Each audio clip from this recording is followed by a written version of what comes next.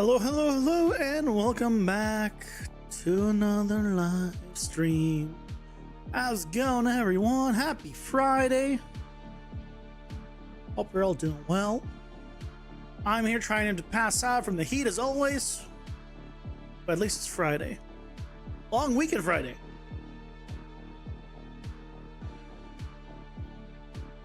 And a long weekend Friday is pretty good. It's better than a regular Friday. And regular Fridays are pretty good. So I am glad. Other than that, not much going on. Hey, you guys, welcome in. How's it going? Hope you're doing well. Happy Friday. Happy Friday. It's pretty good. As good as it could be for a Friday, which is pretty good. Long weekend. Collab. Video. I need to finish editing tomorrow. Yeah. Telling myself to record the outro for it. So a little bit left to record, but technically, you know, hopefully people like it. We will see. We will see, because I want to do more collabs. And people like it, that means there'll be more of them. Other than that, before the stream, I was like, I'm going to use Midjourney to generate some frames for cards. Because if we are going with potentially the two-sided version, it'll be nice to have like maybe a simple, a more intricate frame design, because I could get away with it. So that might be cool.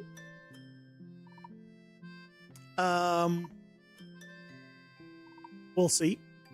But I have some pulled up that we generated just to show what the hell I've been looking at. Some are pretty cool, some are really weird. So, and then after that, we remove the drum off of the orc and we kill him, because we need to re-render that death animation with the drum on the side, as we discussed yesterday. So that's the plans, and then we continue there. So that's the plan, and I guess we start executing the plan, starting with this.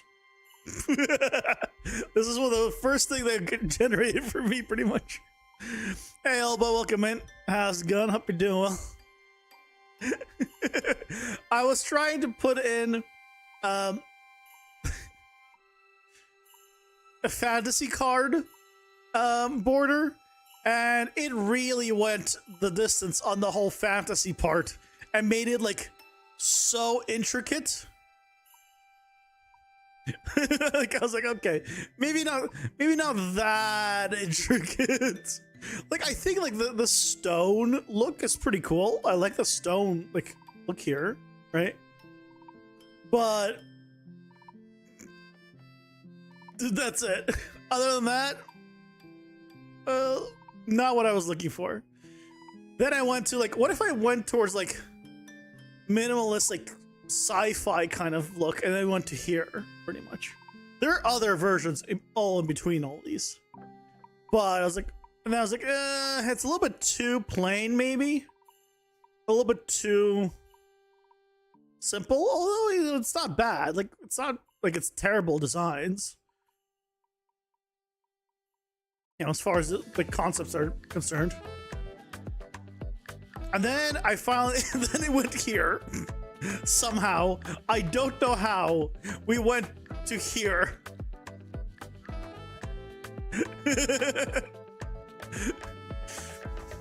It's like the majority of this thing is the frame. I don't know. Right? It's like very much like gold, intricate frames. It's too much. This one's pretty cool, but I think it's too much. Like, we're just for a frame, right? Same thing here. Like if this was just not as thick, like it's thick boy, I think it'd be cool. Otherwise, it's so much of this is the frame. But like, there's some cool stuff here, like for reference and stuff. Then we started getting to more towards what I was actually more interested in and what I was looking for. This one is like the closest I've gone to like kind of the design that I was like thinking of, where it's like, okay, it's much, you know, thinner border.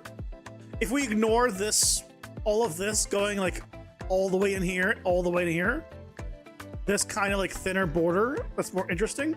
And this kind of maybe this bottom, right? It's just a more interesting design. I was like, okay, maybe there's hope with this. So, yeah, we went here. Then we went here. I kind of really like this bottom right one. I might do variations of it. I don't care much for the mushrooms. I'll put myself here so you can see the full mushrooms. Like I had some mushrooms for dinner earlier, but I don't really feel like having mushrooms as the card. But like, I like the like sketchy style, and the skull's cool. But so I might do variations of this, see where it goes. This is more minimal one again. These are like overkill. So here's some more cool ones. Yeah, this one was pretty cool. Again, it's like it has that little sketchy like style. Same thing here, right? It's like sketchy.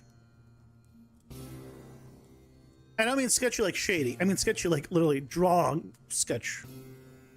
Right? Which I think is might be what I'm gonna be looking towards, or moving towards for the actual border design in the end.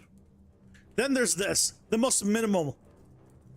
It just fades out of just two square lines basically, and that's it. Effectively no border. I was like, no. And this just looks ridiculous. We got this. Again, it really likes doing the very thick bottom and top. I wish it stopped this. Right? The tops and the bottoms, especially the corners, right? It's like, oh, I definitely want to cover stuff in here. But this bottom right one is like a little sketchy one. Pretty much, right? It looks like it's just like a drawing. Remove the centerpiece. It's much more sci-fi, but it doesn't look bad. You know, different colors could work. And we went here. By the way, this is all under the same prompt. Like, since this one, these have all be the same prompt, just variations of them. Like, we really wants to put something on top in these. Same thing here, right? It really wants to like shove everything in. But again, you see, it's almost like a sketchy drawing style, which is nice. Also, this one's really cool. I do like this. So, and again, minimal rectangles. Oh, thank you. So helpful. Again, big thing in the bottom or top or both. This one was weird. I don't know what this was for. But I like the minimalist one here with the Minotaur. Or at least what I assume is a Minotaur. I don't know, some magical creature. Really, it's just these lines and some stars in the corners, really, right? Nothing complex. Also, I like this one. This was also relatively simple. Probably without probably this thing, or having this same one up here. Oh, it's different design actually. It doesn't matter, right? So there's like cool ones. And then the last iteration before the stream and here. It really again likes the big stuff, top, bottom. It also likes having no like technically outside section for whatever reason. But this one was been this one's pretty cool. Is this one here? Guess it's too much. Too much. Hey T, welcome in. How's it going? Hope you're doing well.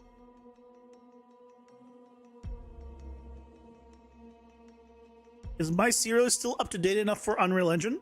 Looks like you made in 5.3. I have a series for 5.4. If you want to use it, use the 5.4 series, not the 5.3 series.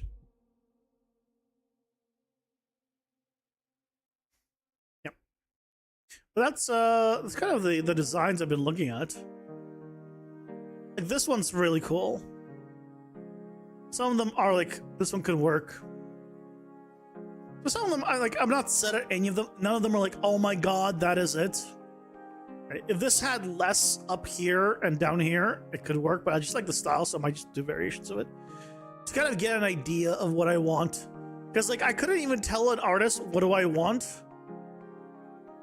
This also is, I probably want to do variations of this. This, in terms of style, probably this is the closest. I don't know. Figure stuff out. Eventually. I thought it would be. I thought they're cool, so I want to show. Yeah. I started with trying to get ChatGPT to give me a prompt. Actually. And the very first one, I was like, I'm making like a game, and this like has themes of like vampires and blood, and I forgot to change the aspect ratio, but technically speaking, this was the very first design that it came up with for border designs. Wrong aspect ratio, but dear God, I was like, no, why is it so intricate? And then I read the description that it came up with for this, because I just copy pasted it. I didn't actually read what it generated. A striking card border for a fantasy vampire themed game, intricate gothic design, dark crimson and obsidian color palette, adorned with blood red gemstone and thorny vines, subtle bat motifs, glowly and faintly with an eerie silver moonlight effect, highly detailed, elegant yet menacing. No central image, focus on border only. So I mean, it did what the description was. I just don't know why it thought this is what I'd want for a card design, for a card outline, when ChatGPT generated the prompt. Why did it put the? I didn't ask for gemstones. I didn't ask for any of that. So yeah, okay. It is what it is. So, who knows? All I know is we gotta kill an orc. So let's go to orc time. Orc Thor.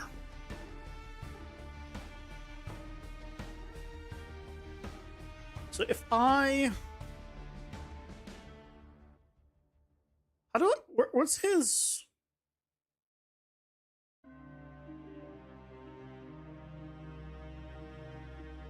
How do I duplicate him? Because Control D doesn't work. Huh?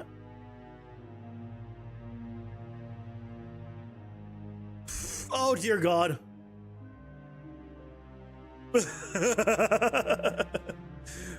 Okay.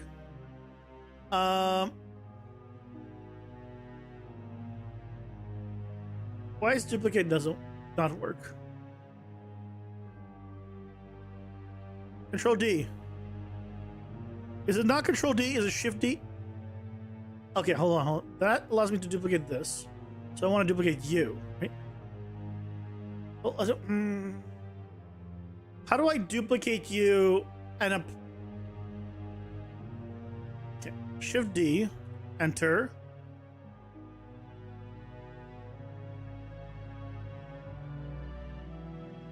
Convert to mesh. Uh-huh. Okay.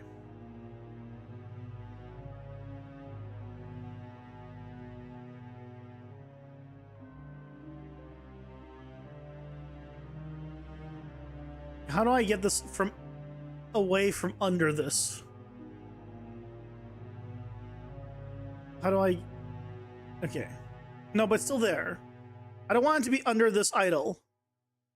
I just want it to be its own thing.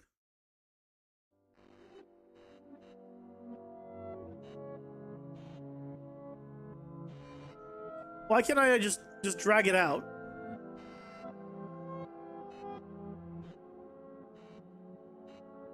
Why is it still there? Unlink? Is that what it is? Unlink. Where'd it go? What? Where'd it go? No, it just went away. Oh, no, it's here? No.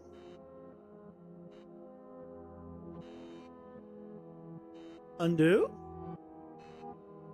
It went away. Unlink just makes it go away. And Hercules, welcome in. How's it going? Hope you're doing well.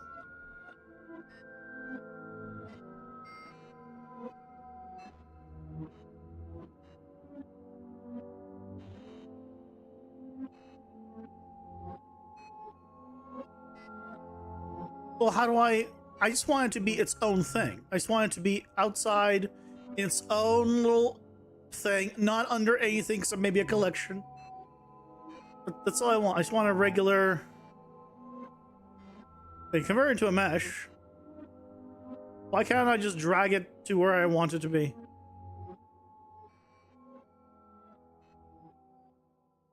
Unlink just makes it go away. If I drag it here, and then unlink this one. No, that doesn't work. Blender, why are you like this? How do I unparent?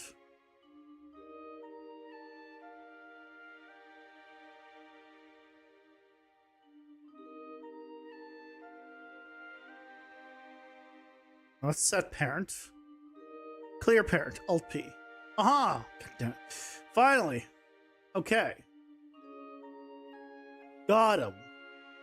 Dear God.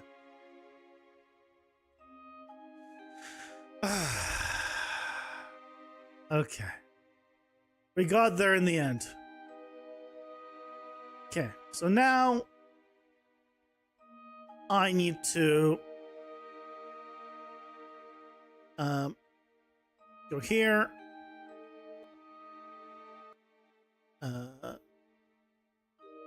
Press U a few times. All right, because you won't take the entire thing.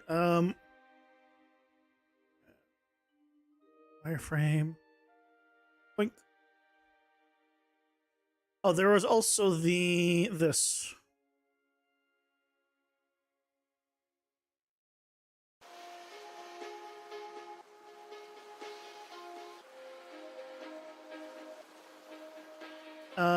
Probably want to not have these select, actually.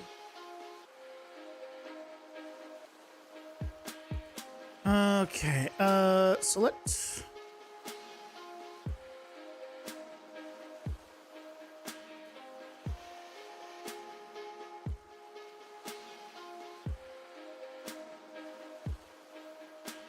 Select all the things. Okay, where's the drum main? Select. Okay.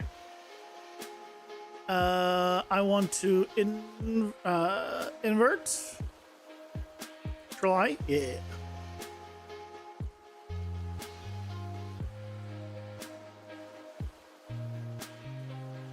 Okay, so I want these next. This and this. Go away. There we go. And now we can put this thing down somewhere.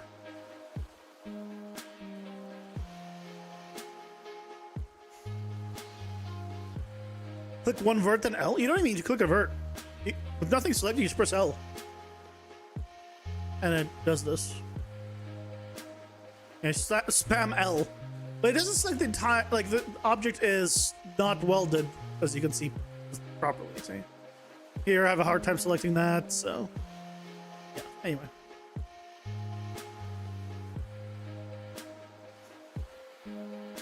Oh yeah, I can select it and then press L, but I still have to hover over it, so the selection doesn't do anything, from what I've seen. Anyway. So now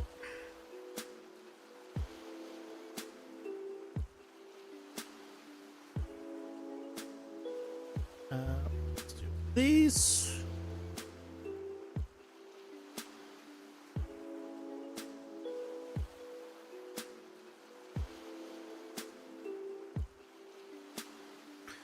Okay, so if we did something like this, that's okay. Then I probably want to put it behind him.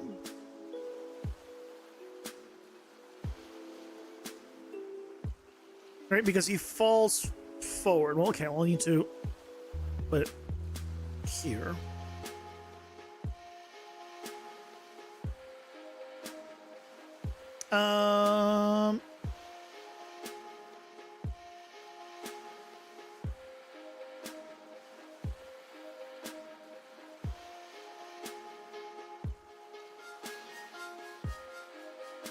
Or that.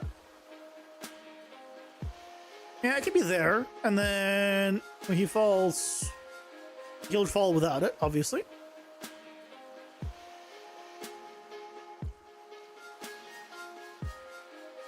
So let's go ahead and remove the drum.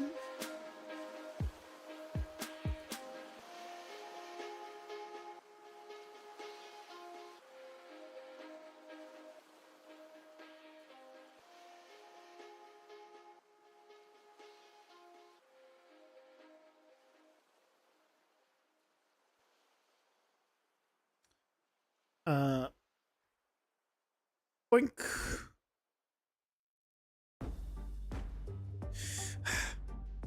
Why does Blender do this? Why is it not let me just select through this? Grumble, grumble, grumble. There we go. So now we just have this. So if we take a look at the render, there it is. That's not bad. Problem is,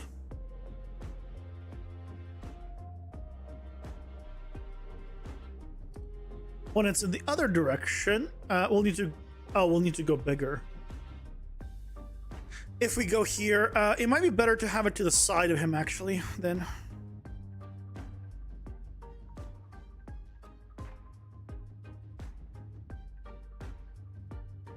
It might be better to have it to the side of him.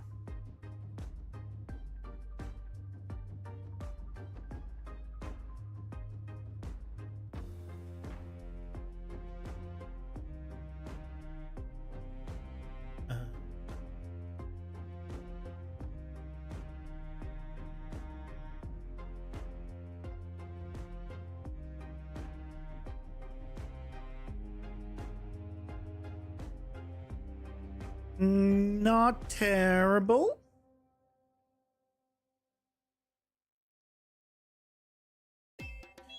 But that's off to the side.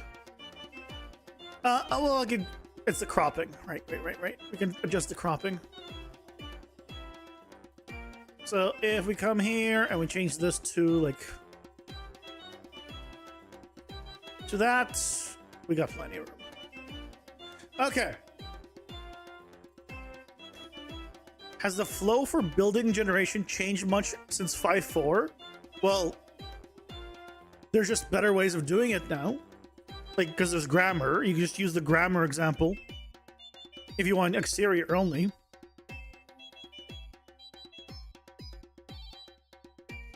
I stopped doing building series because there's no point anymore. If you want an exterior, use the grammar example that Epic provides. If you want interiors, I don't know a better way of doing it yet, so you can use the same method as I did in 5.4. Yep.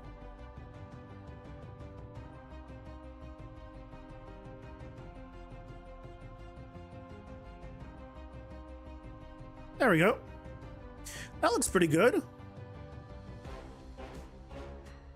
It's still gonna be quite a bit down, but you know, it'll be better. It'll be better.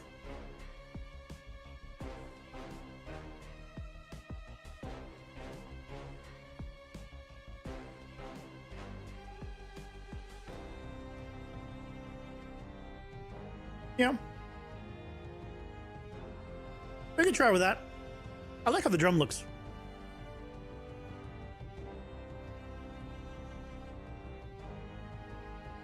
I'm gonna just save this as death separate drum in case we ever need to go back to the original one. It's good to have a little backup for it.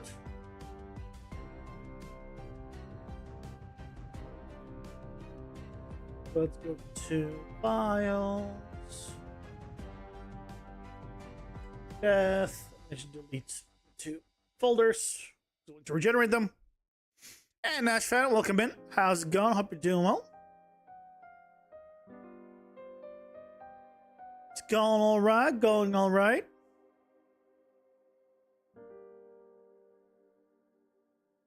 Go.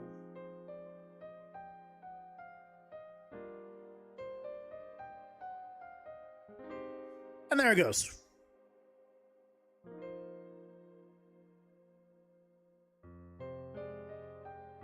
Did you rig this to the UE5 Manny, or did you make your own rig?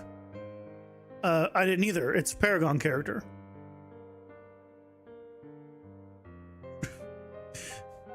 It's already rigged and animated.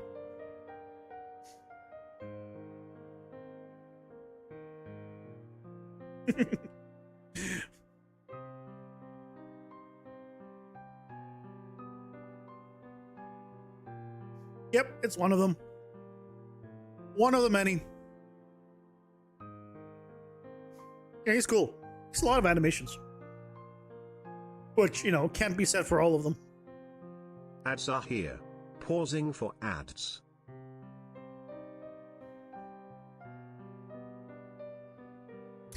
Now we play the waiting game. As we get a new updated death animation. Woo.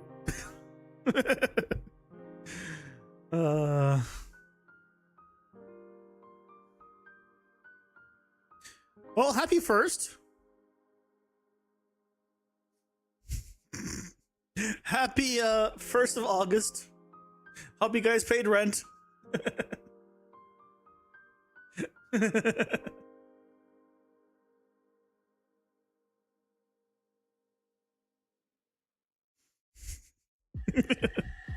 My rent gets taken out of my account automatically. My money just goes poof.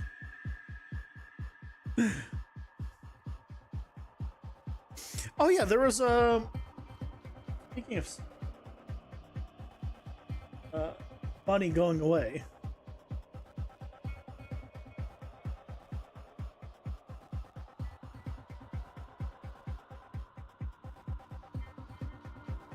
Hold on a second.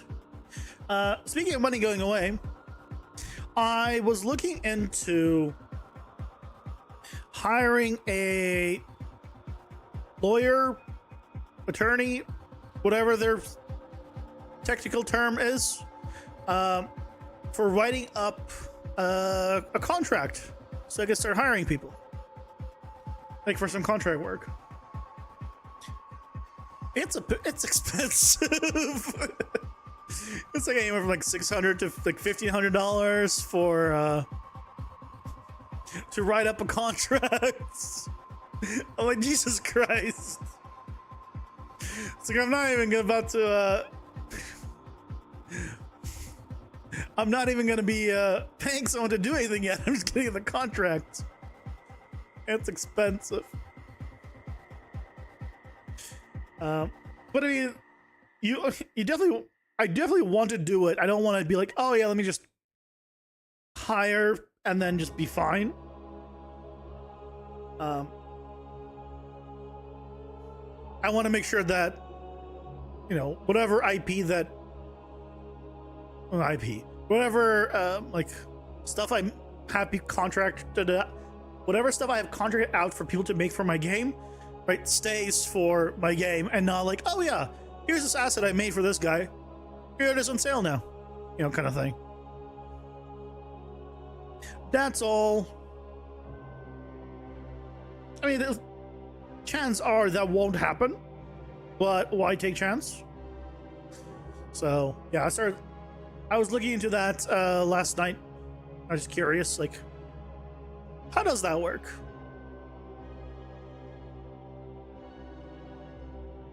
Thank God you getting a lawyer after 1 year of development? No, I'm not getting a lawyer. Because you already own your part of the game. I'm not getting a lawyer per se. I'm getting just someone to write the boilerplate contract for me. So that way I'd be like, hey, here's the contract. Please sign. Like, I don't care about an NDA or stuff like that. Like, please tell more people about the game. I don't care about that. But no. When it comes to legal stuff, do not use ChatGPT or AI. Consult a professional. And I'd rather consult a professional where I can just get everything in writing and be like, okay. I want to just be able to be like, you'd make this for me. You can use this in your portfolio and demo reel. You know, you cannot use this to, like, I own, you know, the rights for it because you made it for me. Like you, someone making something for a company and the company owns that thing. Same thing. So.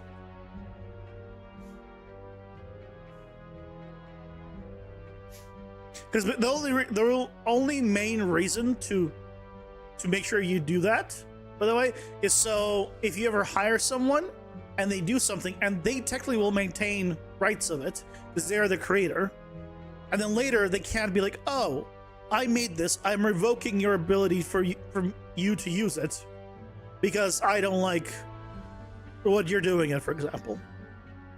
You know, because that has happened before. But that's why things like contracts exist. Where so, and I'll get in writing the guts that you'll of course own everything, as we discussed. I think it was in your dreams that we discussed this. I'm sure you got a contract written there.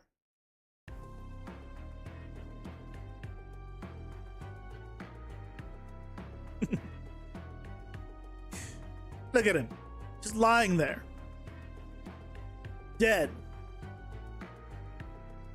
I wish I could have it like fall down flat onto the ground and it would work, but I don't think there's any way of me doing that where it would look correct with it being on, like, lying on the ground.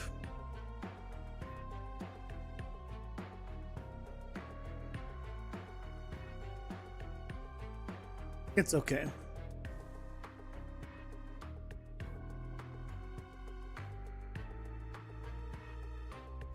But yeah, I was looking into that.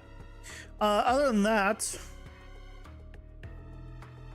and mostly I was looking into that because I wanted to potentially finally hire someone to do a character, or to do the main character. But if I do that, I definitely want to make sure that it's my main character and it's not like, oh yeah, Everyone now uses it. So, yep. We're in northeast. Okay, good. Good.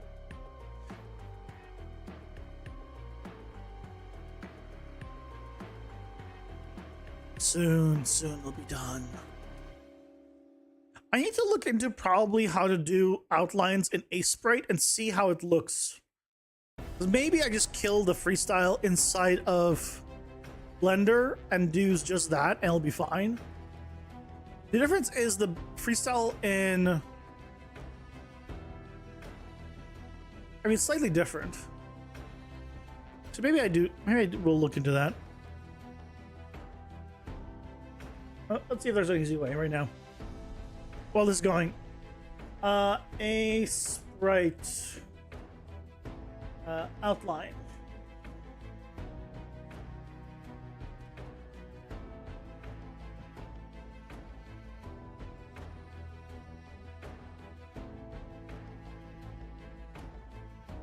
Go to edit, keyboard shortcuts, type outline in the search box.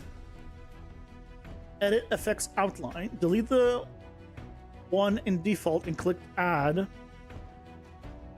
Box will appear. Is this like, is it built in?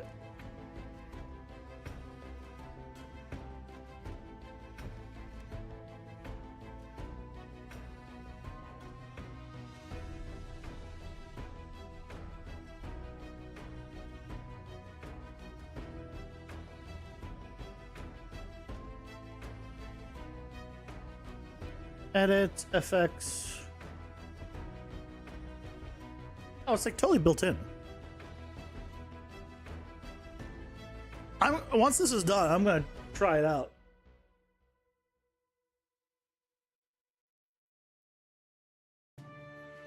Because I think that will save us time.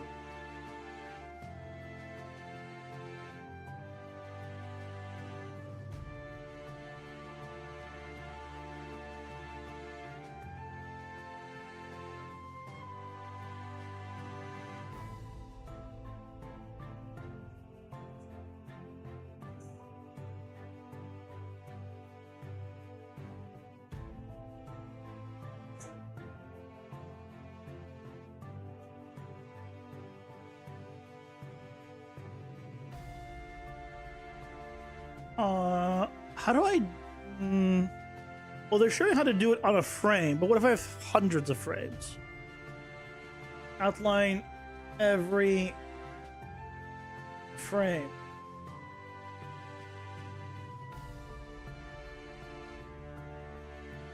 Done, huh? Select all. Edit, copy, merged. Paste special. Paste as new layer.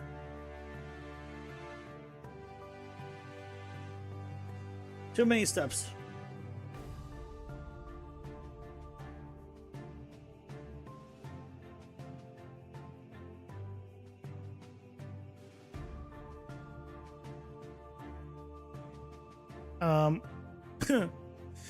No one's gonna tell. It doesn't count.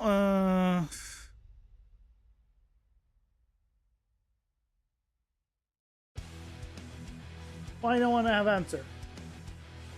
Why don't have an answer? Okay, this is done. It's okay. We will test. Now that this is finished rendering, do the normal real quick.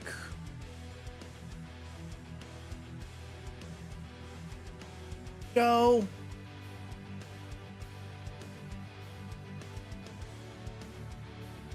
Okay.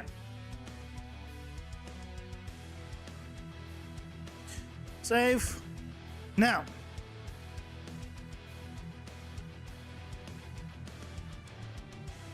Power rename death.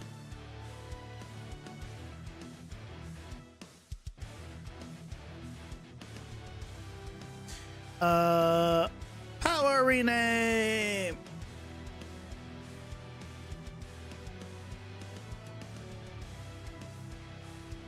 Okay. So, why are you on that frame? Not in the beginning. If I select all of them, can I select all of them? Yes.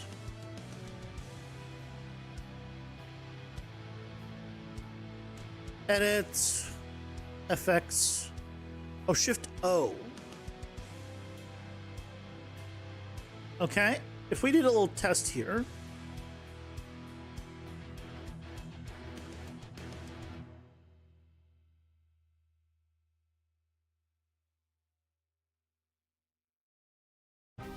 In white.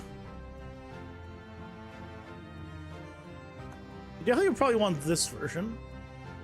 It is cool. You can do like left and you can control which ones there are. This is the middle one. Huh. Inside, outside. We definitely want outside. Tiled? What in the world? Can I...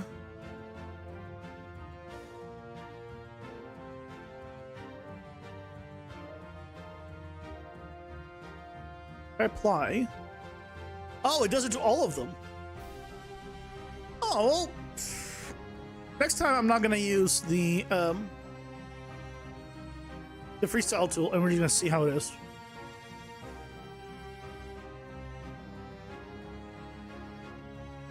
Why not? It might be considerably faster.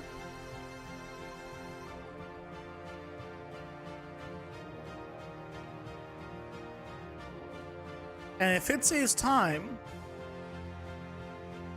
you know I'm all up for that.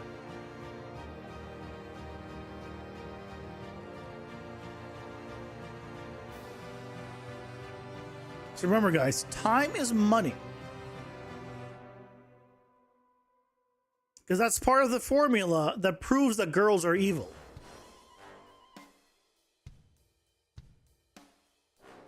Do you guys know about the girls are evil formula? It's such an old formula. I don't know if that's like before your guys' time. The mathematical formula that proves that girls are evil. Hey, Blue Seeker, welcome in. How's it going? Hope you're doing well.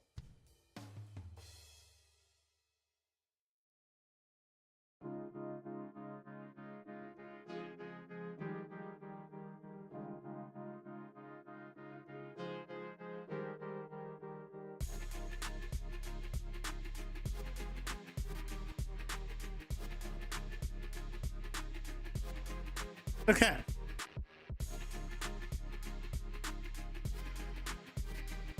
So,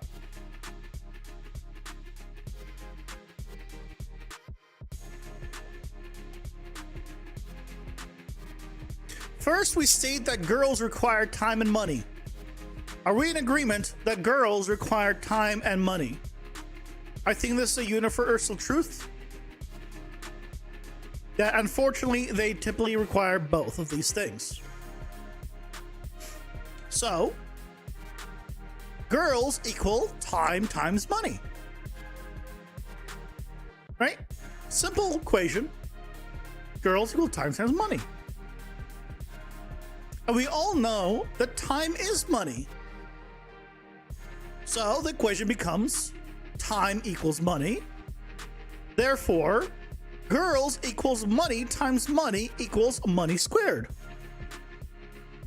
All checks out here? Right? So girls are money times money, which is also money squared. And because money is the root of all evil, and we all know money corrupts, that means money equals the square root of evil. Therefore, the girls are the square root of evil. And we're forced to conclude that girls are evil because it's the square root of evil squared. The square root and the power of 2 cancels out, and you're left with the obvious conclusion that girls are evil with this very simple mathematical equation. And this is how we prove that girls are evil.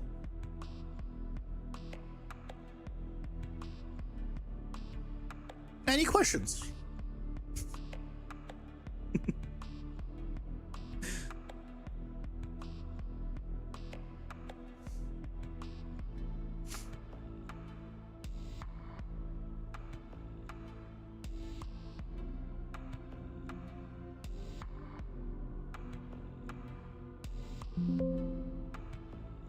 Okay, it saves all that stuff. Good. Export. Yes, overwrite. I don't remember how old that is. Does that logic work for wives? Well, is your wife a girl? If yes, then it works for girl wives.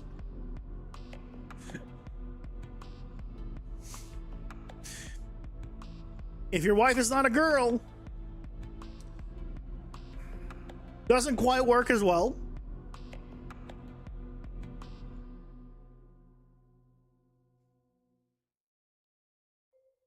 But I feel like I think that is like from like middle school days.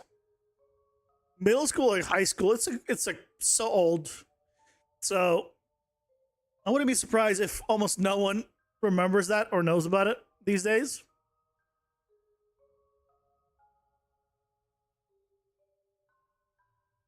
Yeah. They used to do hardcore math back in the day, as you can tell.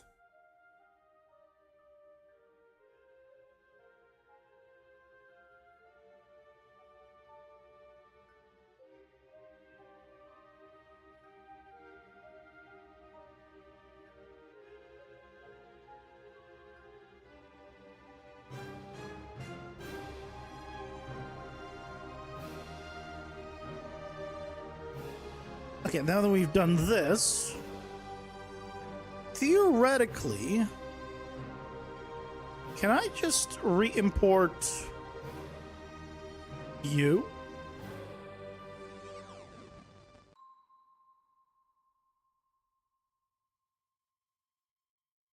Diamonds are rare. Diamonds are rare. Diamonds are expensive. Cheap apartments are rare. Does that mean that cheap apartments are expensive? Hold on.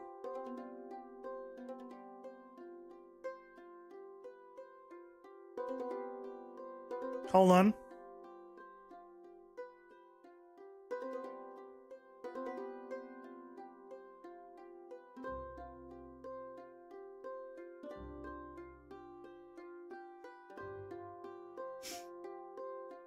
We gotta know the answer to this. So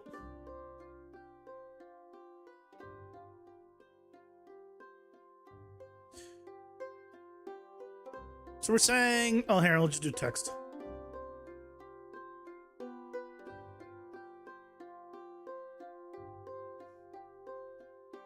So diamonds are rare. Diamonds are rare.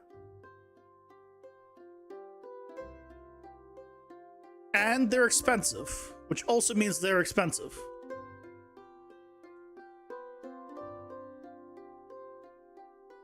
You're missing lots of commas there. Diamonds are expensive. Cheap apartments are rare.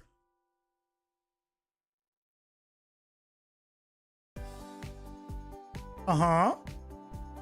So we could substitute diamonds with cheap apartments.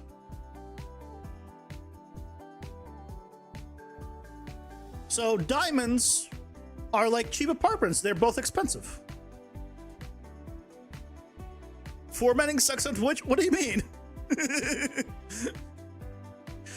just called commas. You can't do like new lines, sure, but you can put some with commas and other stuff. So diamonds are cheap apartments. It doesn't quite work. Well, cheap apartments are expensive in terms of time. It takes time to find them.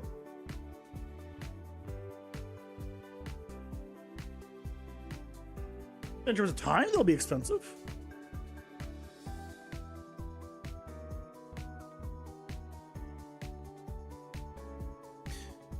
Here we go.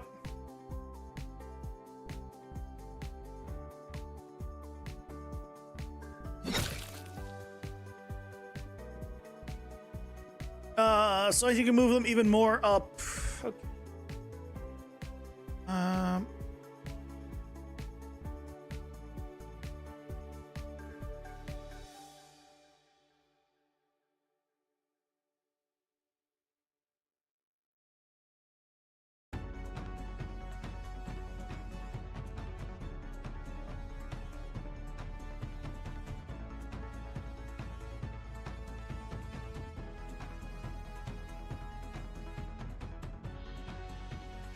So we're looking at this now.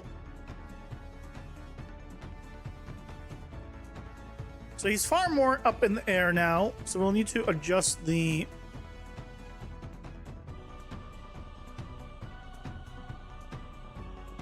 Come here. I need you to look in the other direction, please.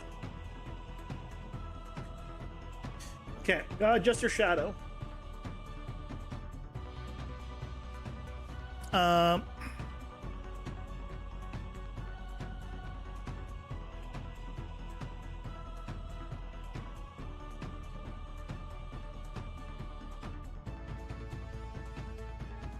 right. Try to do something like that.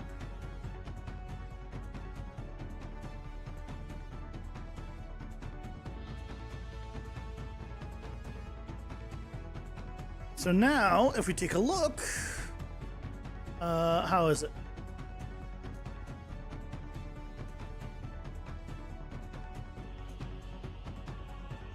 Oh, I think it was, did he just go through?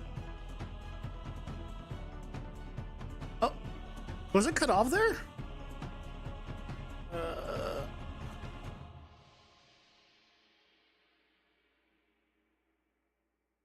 Is that cut off? That is totally cut off. Why is it cut off that much?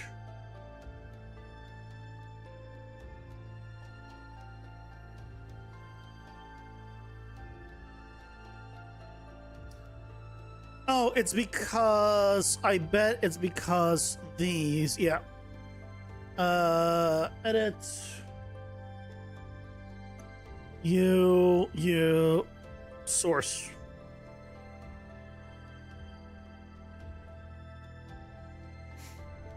Also, gotta turn that off. So now, but being so, why are you still the way you are?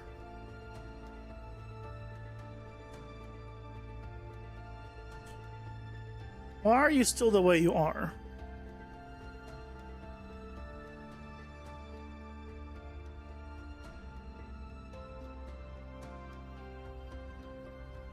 Oh, you're still source. Do we have to render you wider?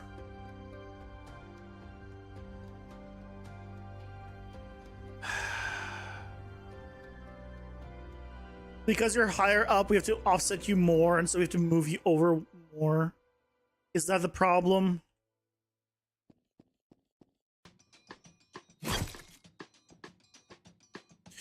It looks real bad with...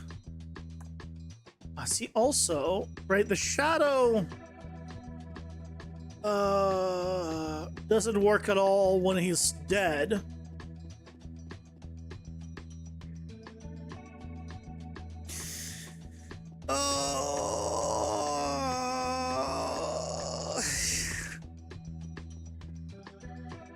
Because he's dying upwards instead of downwards. It's like real bad. Right here, it's like, okay, you can tell, yeah, it's leaning up, but you know, it could be worse. But when it's this way,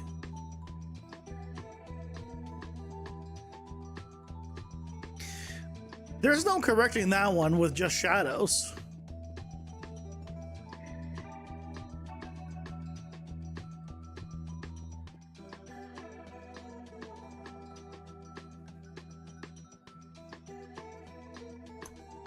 There's no correcting that one with just shadows.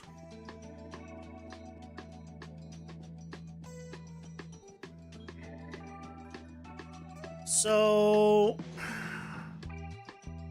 I think what we need to do is maybe instead of having the pivot at his feet, have it in the middle of his body. When he turns, it might look a little odd, but hopefully not too bad. But then it will allow us to kind of move him more square in the middle for like when he's falling and everything. Would it? No, it wouldn't affect the fall. The fall still would.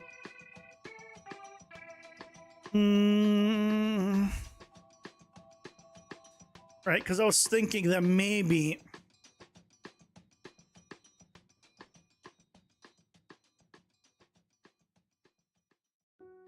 Right, we put like here. The problem is, when it comes down to this location, it's really no different.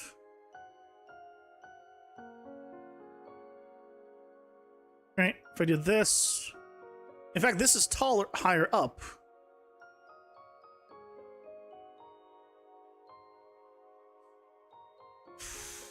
But if I did it here, and then yeah, moved it up. Was it around 1.8? I guess it does. It lowers it.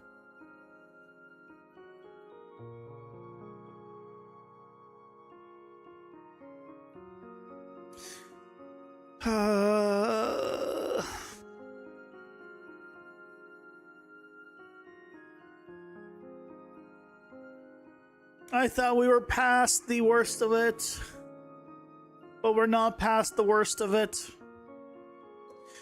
Let's try.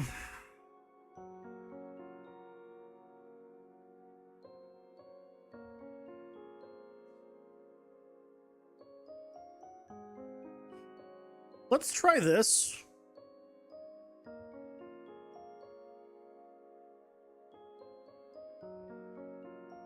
We're gonna try this and see if it's better. Also, this time around, I'm not going to turn on freestyle, which hopefully will mean that it's gonna be faster.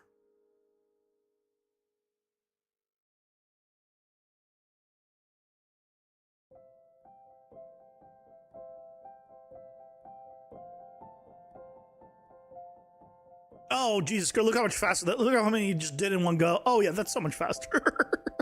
Holy shit, that's so much faster. Why is freestyle so darn expensive? Ads are here. Pausing for ads.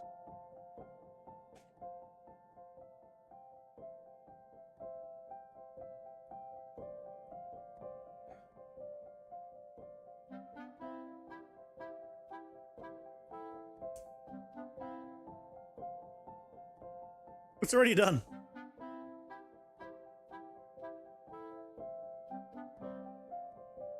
Wow. Yeah, that outline was really killing it.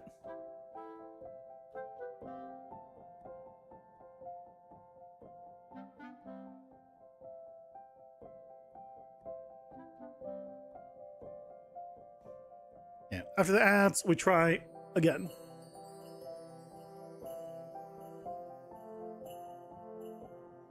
Try with this offset pivot. We effectively wanted to like stay as much middle of the screen as possible, like within a little area. That's kind of what we need.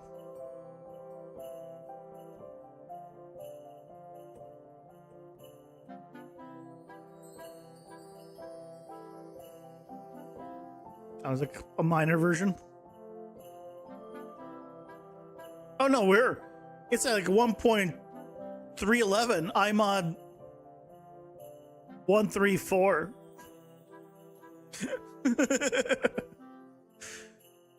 I mean, I'm not using it too much, so I guess it is what it is. Oh.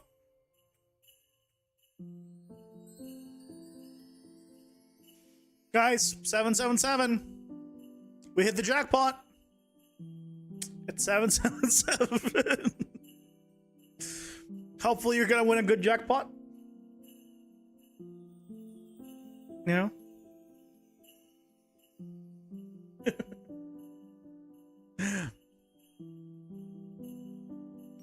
Okay, one more time. Forgot to rename.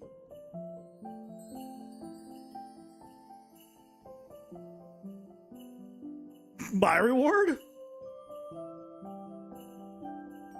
How's that my reward? I don't get rewarded for jackpots. That's for you guys.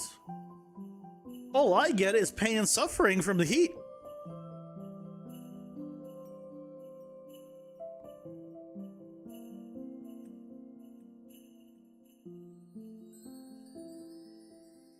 Why can't I not just drag or press Control A? Okay.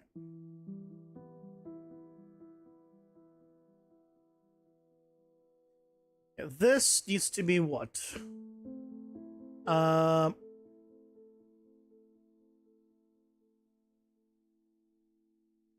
we make it like a dark?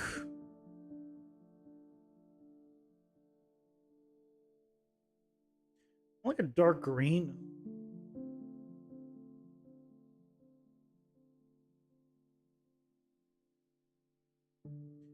I mean, it's a little too... It's a little lighter there.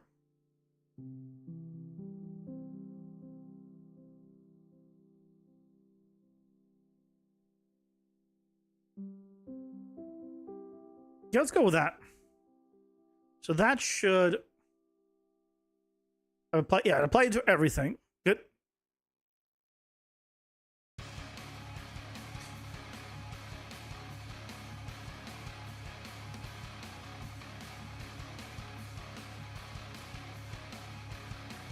One thing we could do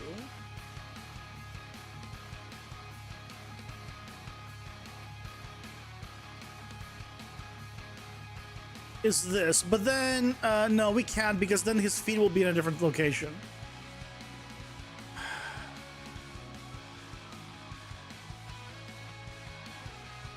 We can't have his feet be in a different location.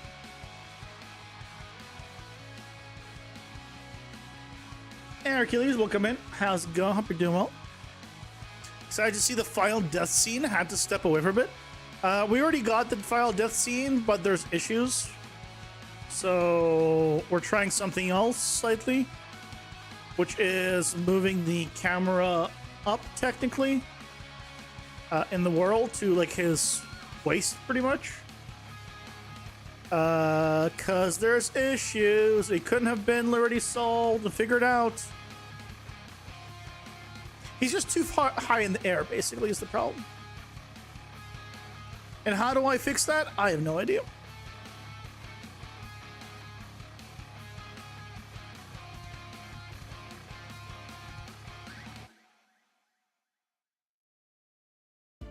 I have no idea.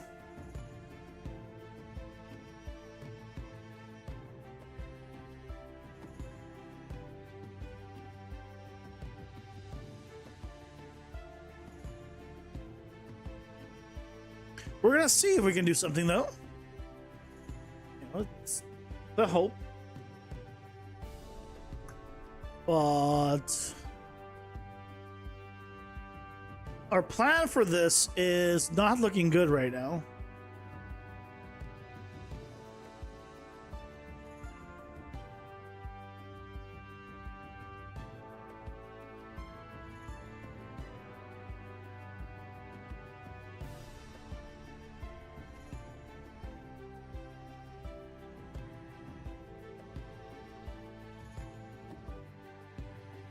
Okay. Good. We good. So the problem is here.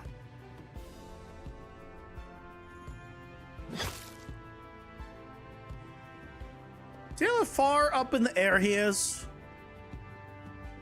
Right? He's so far in the air that no matter how I put the camera, it's always gonna not line up.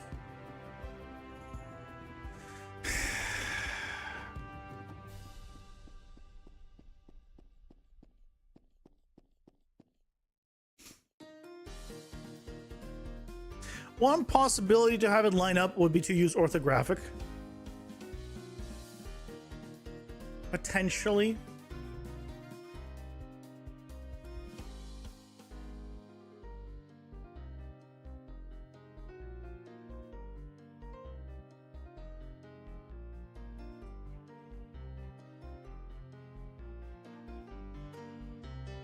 Uh,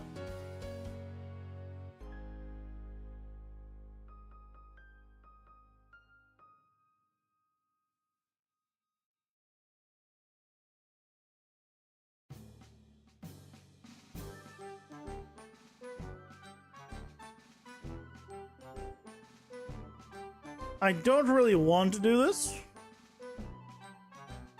Oh, that looks so weird. But it sticks the shadows.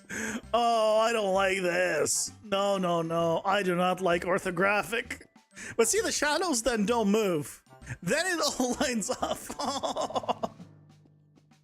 See how the shadows now stick in the proper place? And no matter where I move, it almost like he's on the...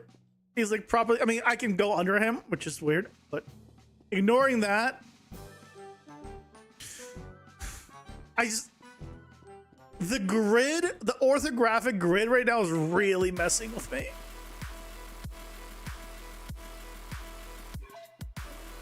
Oh, that's really messing with me. Hold on, I just want to see, how's it looking in the game?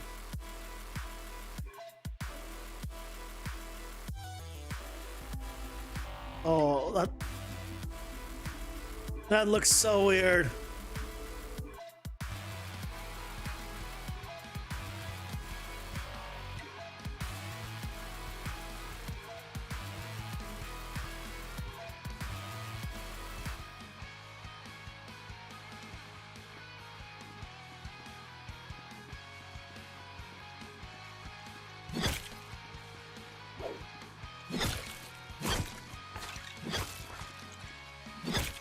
Definitely do zoom out more.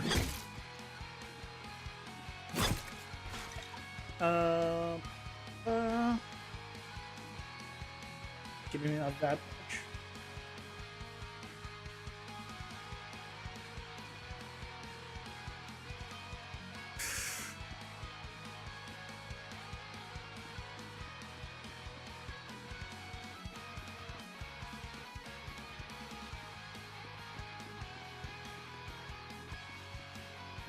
Oh, what? Why can't I attack? It's because I broke things. I broke things because I tried to edit things.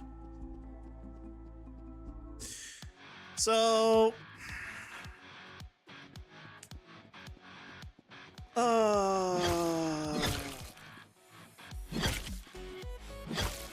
Right, it does have an interesting aesthetic. I just don't really want to do orthographic.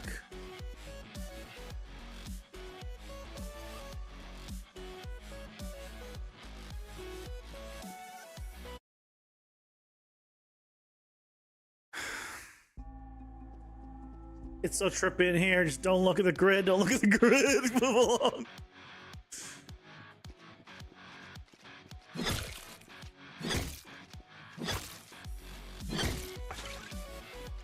It does have its own charm to it in some ways.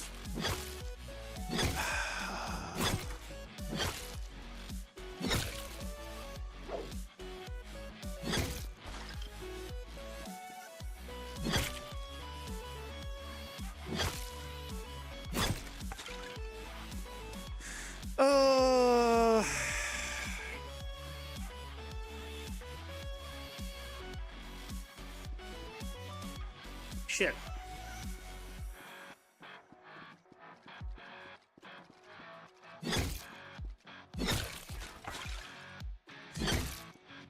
So it would allow us to have orthographic camera would allow us to have perspective characters for sure, which looks better. The environment is kind of trippy. Right, this is definitely kind of trippy to me.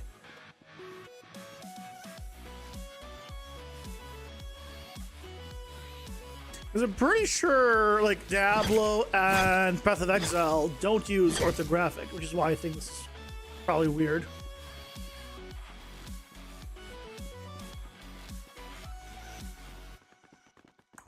I think that's why it looks odd. I'm pretty sure they use perspective cameras. Let me confirm that.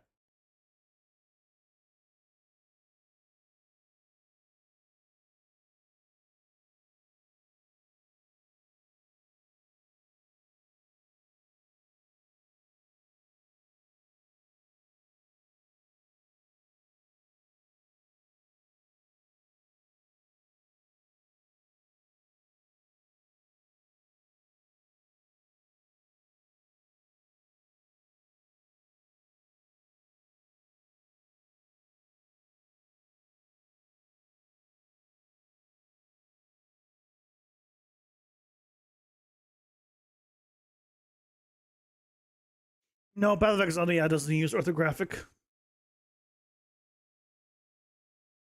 That's why it looks weird.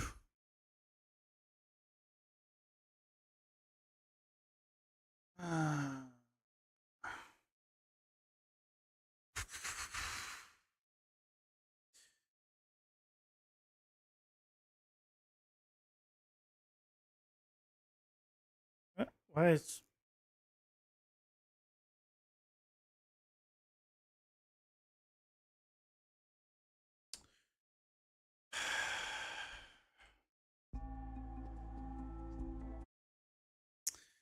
What's the solution to this?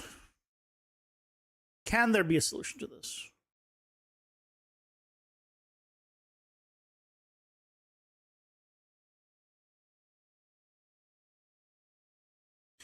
Really, what we need to do is make the shadows move relative to the camera. That's what we need to do. We need to have the shadows move relative to the camera.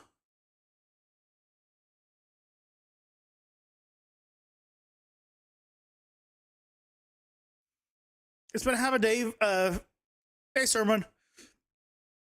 You've been painting with your fancy new battery spray gun? Nice. So have a day figuring out an issue that should be included by default. The player and AI are both pawns, so they both trigger events and collision boxes. Yes, and you can filter them out. Yeah. To figure out how to do it without tags, it only... You don't need to do that. No, you don't. Just check if it's player controlled. When you do like an overlap, check if it's player controlled. You don't need any custom collisions.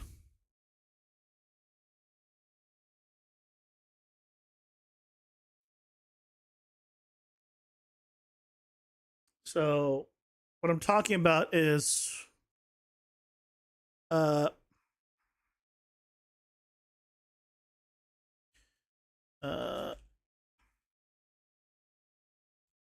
here, if we have a begin overlap from other actions, just drag out, get instigator, the actor instigator, and then is player controlled. And then it will only trigger if the player is the one that triggers it. So, and otherwise, just you can check if an enemy triggers it or if a player triggers it now. That's it. Off of other actor, instigator is player controlled. Yeah, you can use the custom collisions if you want, but no need if you don't want to. Oh, I can play the music back on.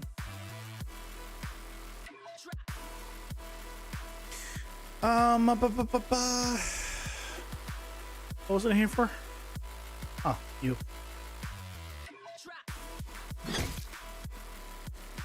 So I need to kill you facing this way. How far down can I move you? Also,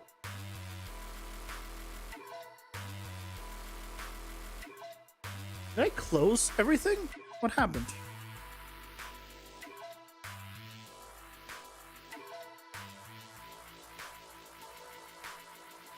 Yeah, see, I can't really move it any lower, really.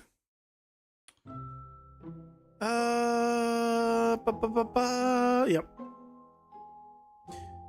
I cannot really lower it anymore. So really, I need to adjust the shadows.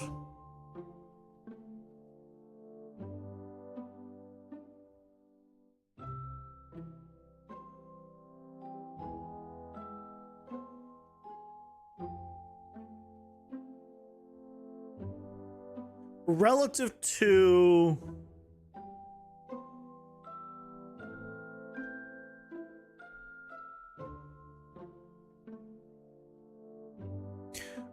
the character. That you were doing something smart by finding a better way than the internet gave you? The internet gave you that? Where were you looking? Did you find out there's a much easier way? What were you, like, forums? Who told you to make custom collisions out of curiosity? Discord? Because yeah, you can just check for if it's player controlled and that's it. I mean, if they don't know about that, they're not gonna know about that. Which makes sense. I can theoretically do an epic forum with the same kind of issue as mine. Or is yours? Yeah, it's odd. I think in the epic forums, you get better results. So what we can look into is, because we can control the offset of the shadow, right?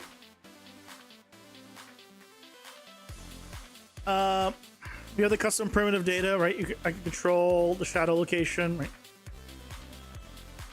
Right, this.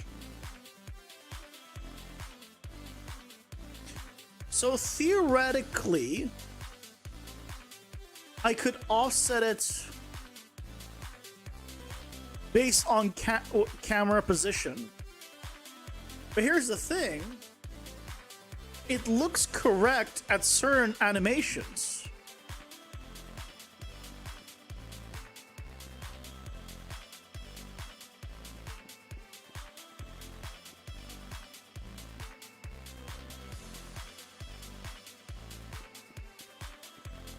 Can you please? I always want you facing up when you always want to face down.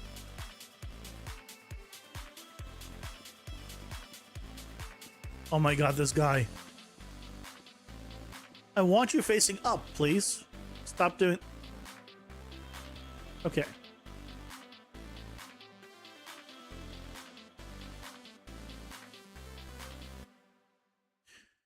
Right, like he's fine there. Right there. But, right, as I move, he's not fine anymore. It all depends where I am relative to him. This also would mean that I would really need to...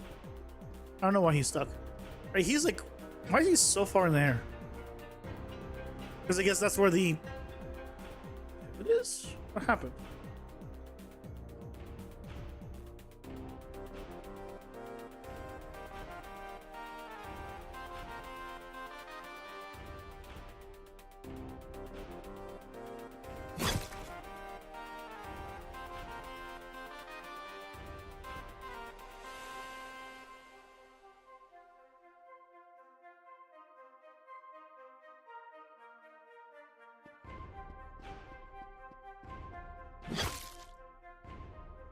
Yeah, see here, it's...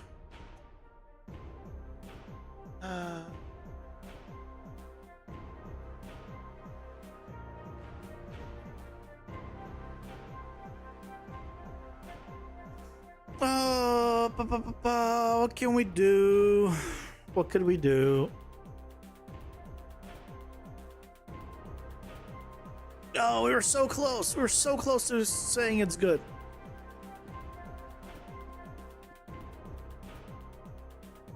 I almost want...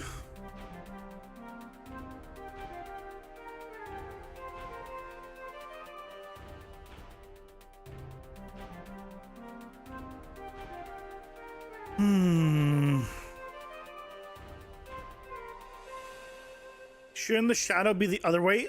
Like the problem is the shadow is just... It's a matter of... It's angled the right way. is just relative to him being up in the air, right? It's going like this way. It's going this way. If I stand here, it's offset a bit, right? I have it offset. If I reset the offset back to 0, 0 or 0, 0, right? It'll be exactly where it's supposed to be. You'll see, right, as he's standing, it doesn't make sense. And again, problem is here. Because it's perspective,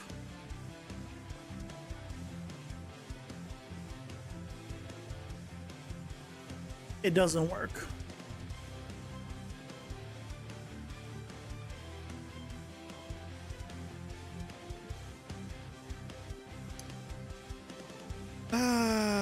So like I can offset it, right? I can offset, let's say I set it to be like this. Well, as soon as I move right, then it's no longer lines up because it was offset for here, and because it's a perspective camera, the perspective on it moves. So the whole offset thing was working because I was looking at it like only in a certain area.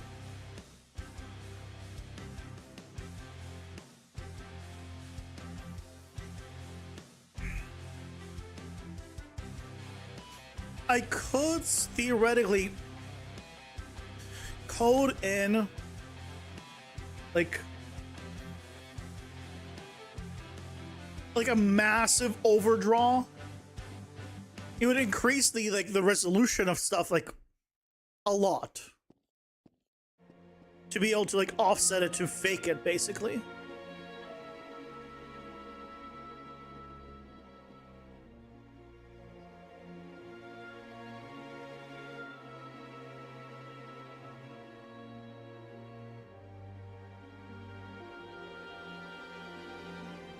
I have an interesting idea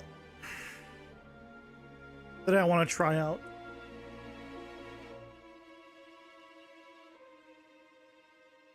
This probably is a terrible idea.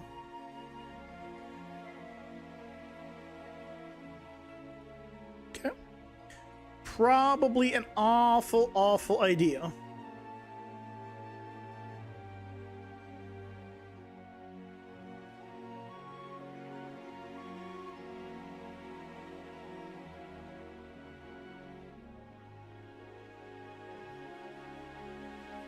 Let me turn up the intensity.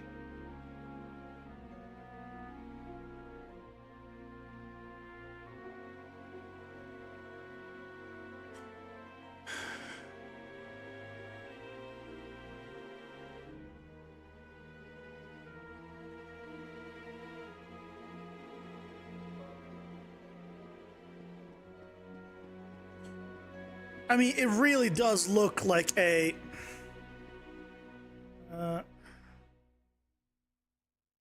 so if I want to have it not be from a side, I would need to do this. Probably.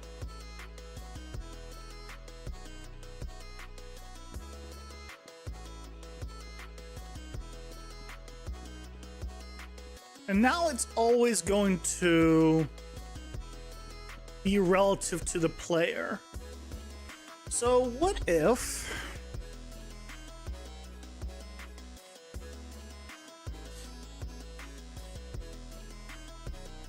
I turn off shadows here? Can I have a light only have shadows and no light?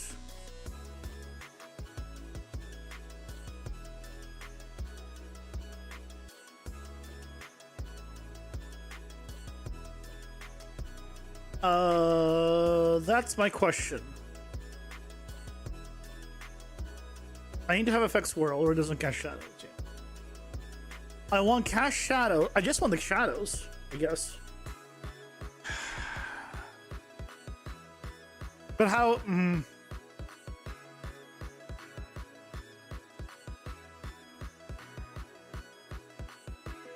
You can't do negative lights.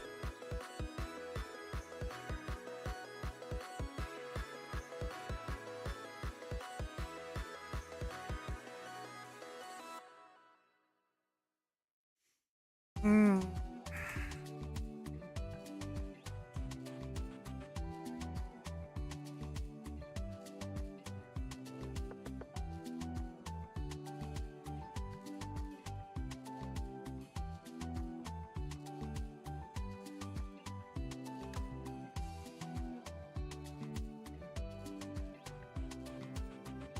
Because maybe something like that could work.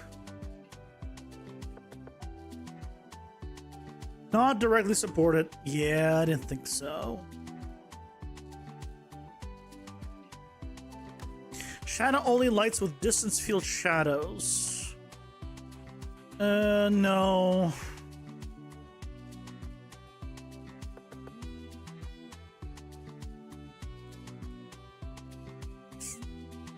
Yeah.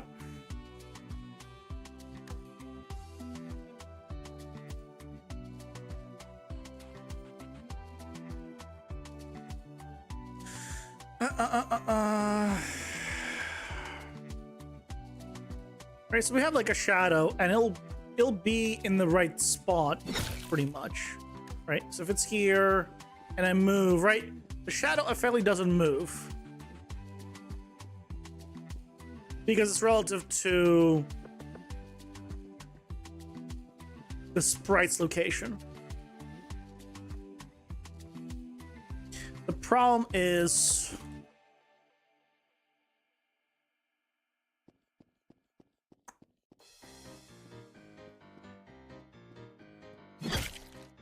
right, so there's the shadow, right? And you see the shadow is pretty much stuck there because it's effectively lit at the angle of whatever it is from the perspective. He's still up in the air, but it's stuck on him. But now I have this giant glow in the middle, which I don't want either. Right? Because I don't want this giant glow. So it doesn't solve the problems.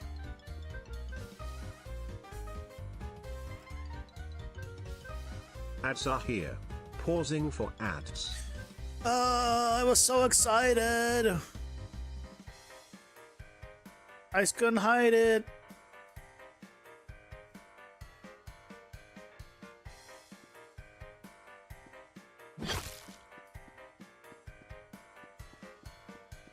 Couldn't you just hide the glow? How? The glow is the light. The reason you see the dark shadow is because the light is intense. It's a strong light, so it causes strong shadows. You can't have shadows without a light like that.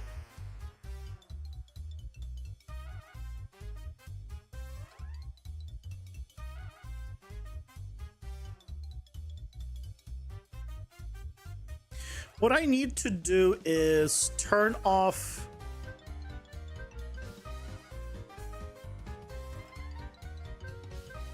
what I need to do is not have the inner outer cone. I don't want any fall off.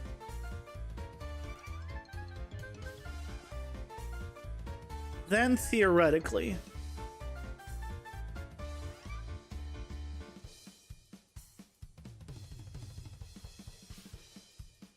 I'll try some more to that.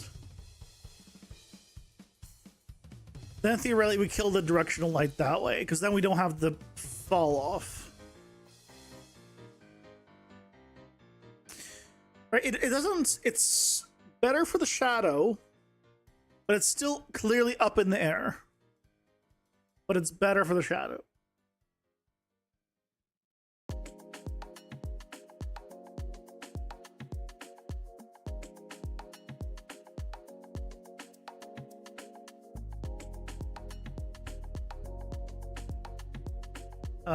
Turn the directional off.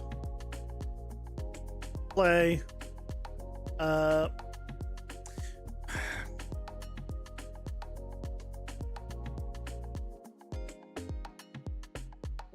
hold on. Let me just play and then I'll turn it.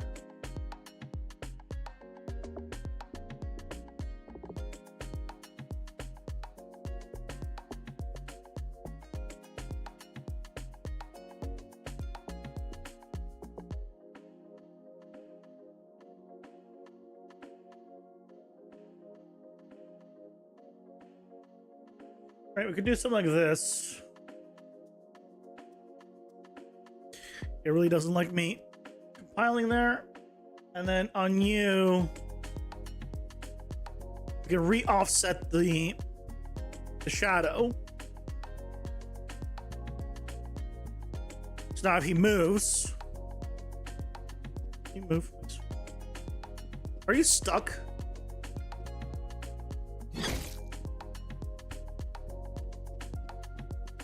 Oh, great, it's broken.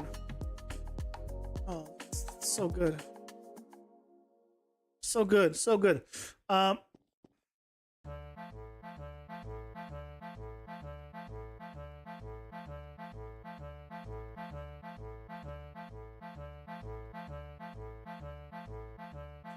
Right. So if I move now, you can see the shadow sticks on him. Right. But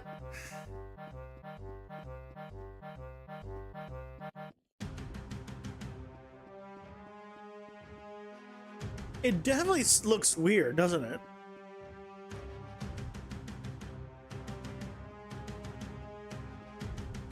Right? Like, even stuff like this, it looks weird.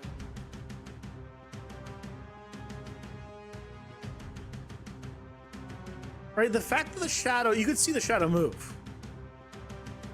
Right? This is what it's actually doing. It's moving the shadow. And it's so trippy. Right? It gets longer and then shorter. Right? You can see here. So, while this does help the issue of him, it doesn't really help the issue overall.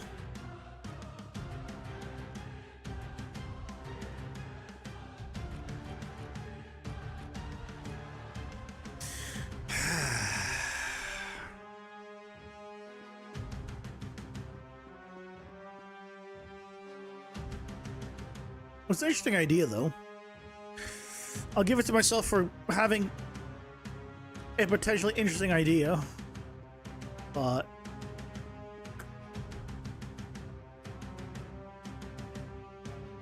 what I could try doing also is this. All right, I'm moving myself over here, as you can see. I'm gonna put the lighting channel and keep this on lighting channel 0.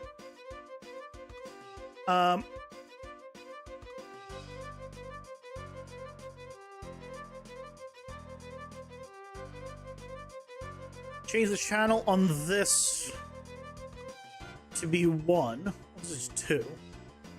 Just 2. And the sprite here will also accept 2.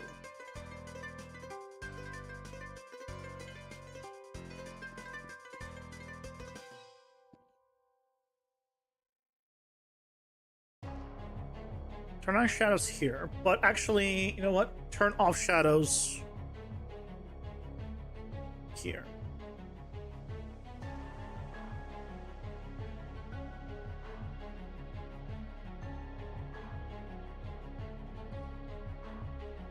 No.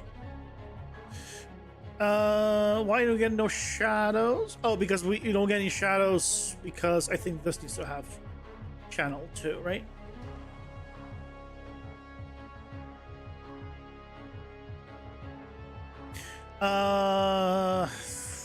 Crap. The ground needs to have channel 2 to receive the shadows. That's not gonna work either because I don't want to light the ground. That was the whole thing. I wanted to light him and his shadow just hit the ground. But if we need to enable channel 2 for the ground, that doesn't really help me. Because now I have this light around me.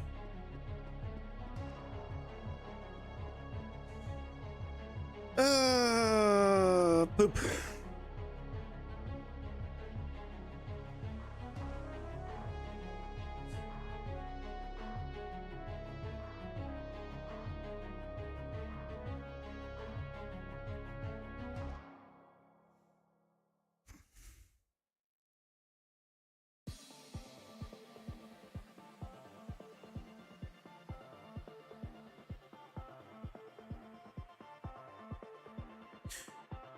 If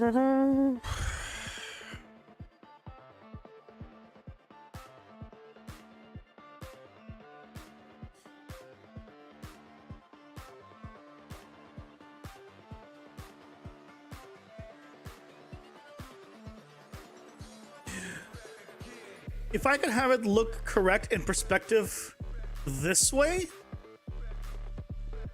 and then move it down to near the ground.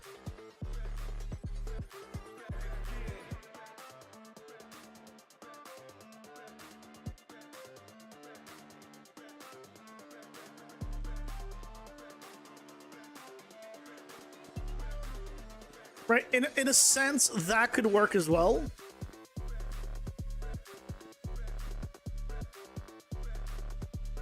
The problem is, how do we do the camera where it would make sense for it to look correct from this angle now? How could we... How do you record the camera then?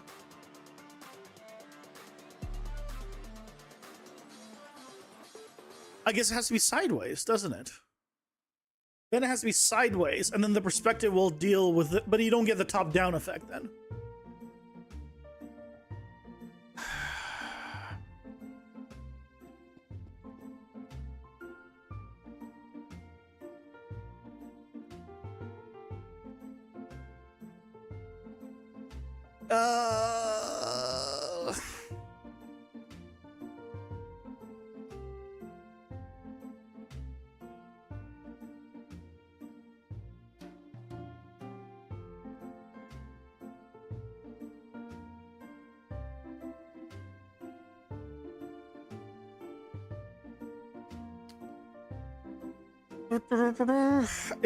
It's certainly better having it angled like this though. Like, it looks so good. It's just the shadow. Well, really, it's not the shadow. It's the fact that he's in there.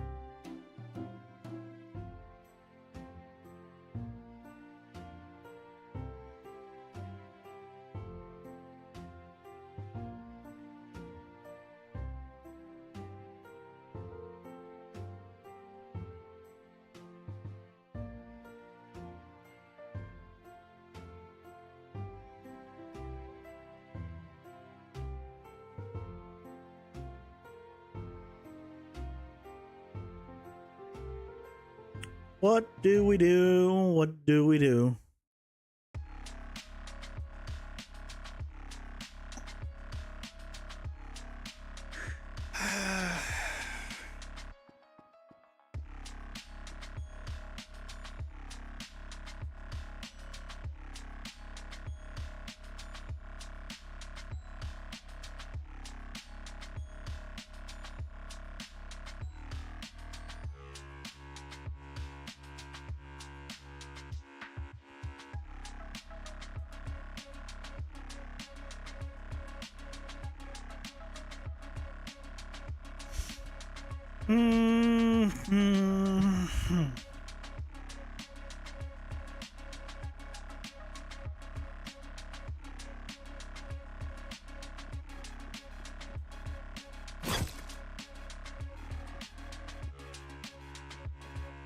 Yes, all sorts of broken. That's fine. Oh, see, I actually would need to be even higher, actually. Because now on this one is... So we need to be even here. Actually.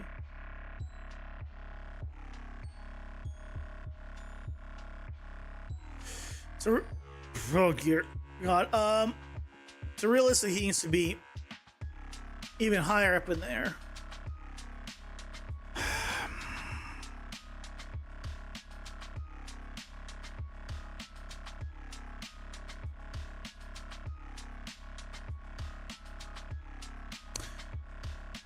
What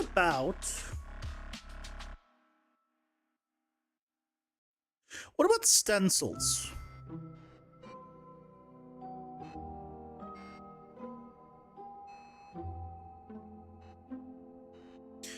Would stencils work? Post-process effect stencils? That probably wouldn't work, right? because he would be shadowed underground anyway, so even put it in front, it wouldn't look correct.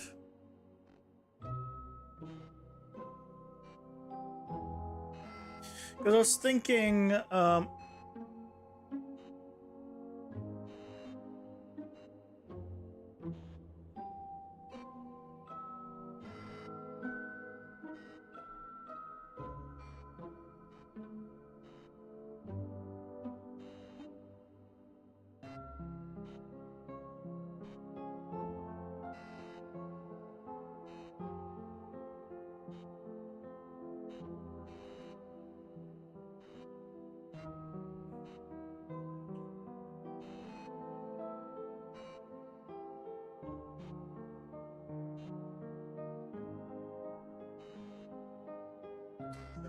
so I was thinking like sort of maybe an X-ray effect, effectively.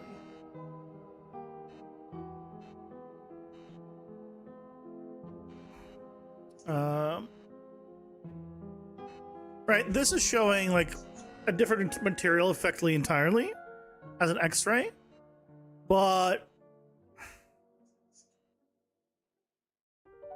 what if instead of a separate material,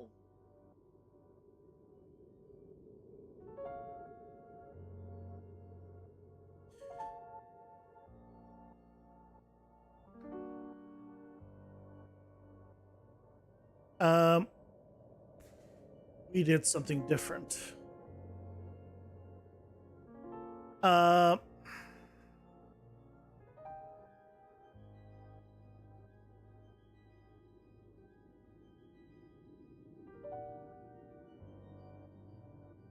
Custom death stencil value. I think it's this.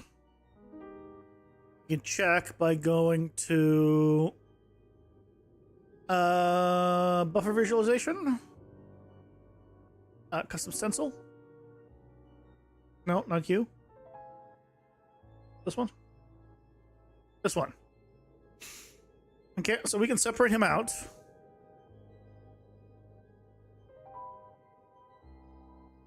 And then let's put it here for now. Hey Leo, how's it going? Hope you're doing well.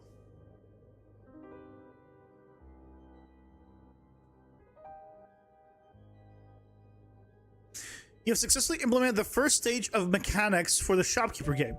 Nice. What's the first mechanic? What did you do?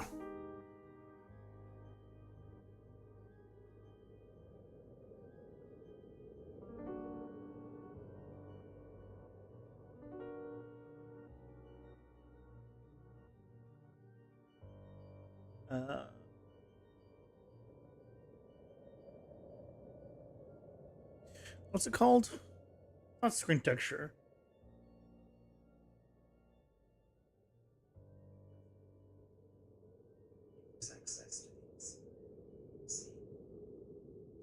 Scene texture.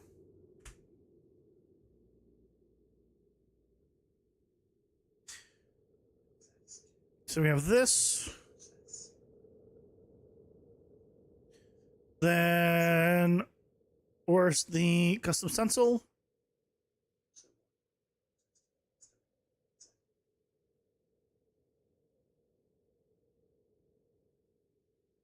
So hold on. If I do mask,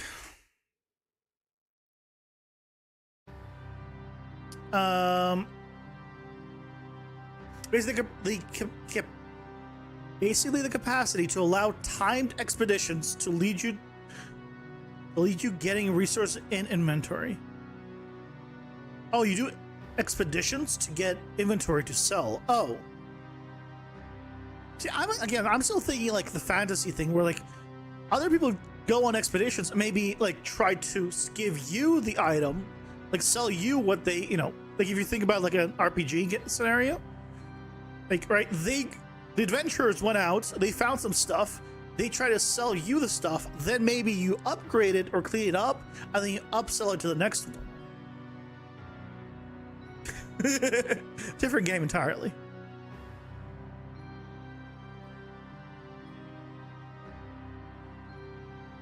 Clearly.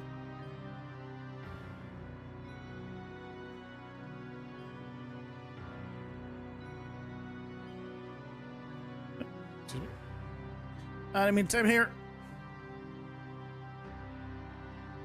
Think of it like you're hiring adventurers to get stuff for you. Well, that's what I just described. Oh, so you're not the one going on expeditions. Okay, I read that as you're the ones going on expeditions.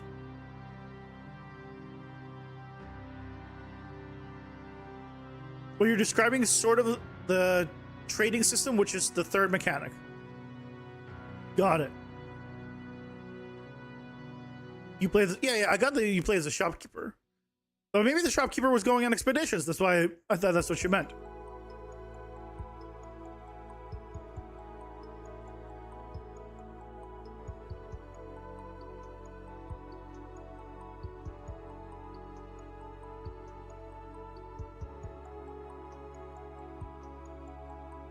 Okay, so I can make him desaturated. So how can I make him now appear in front?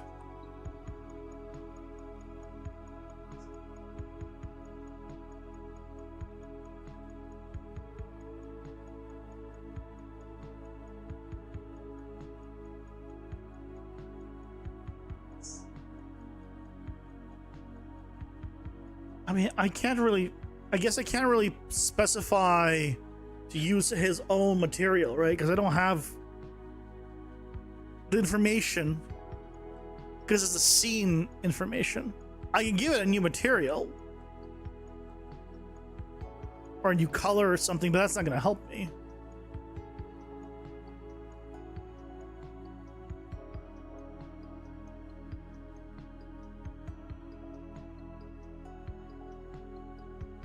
Or 4? Where's this 4?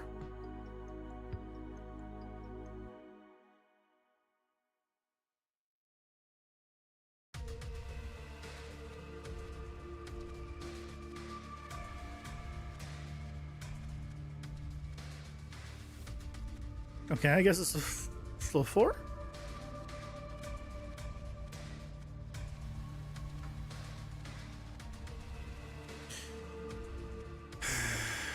But there's no way for me to just give it a, like, have it be able to be visible through it.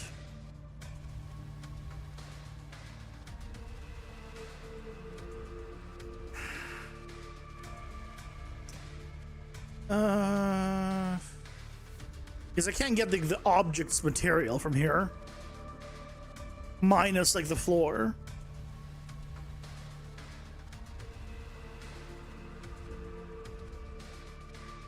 You wanted to do that, but it would get uber complicated real quick. Plus, it's been done in a dungeon crawls like style already. Ah, got it. Makes sense.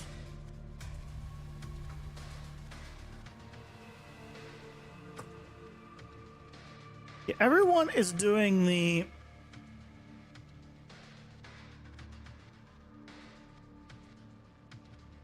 X-ray.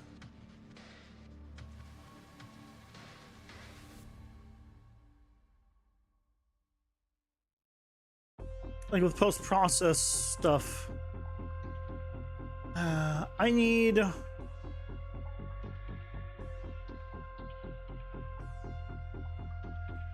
Because maybe that would work.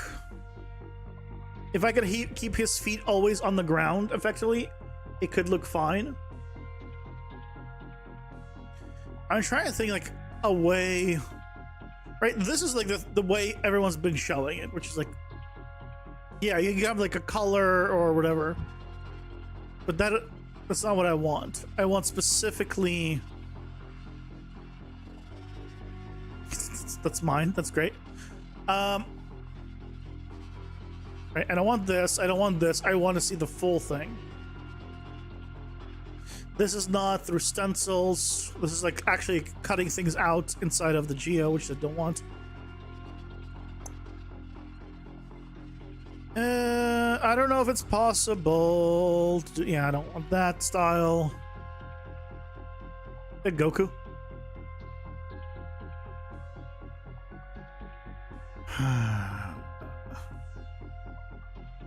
Boop.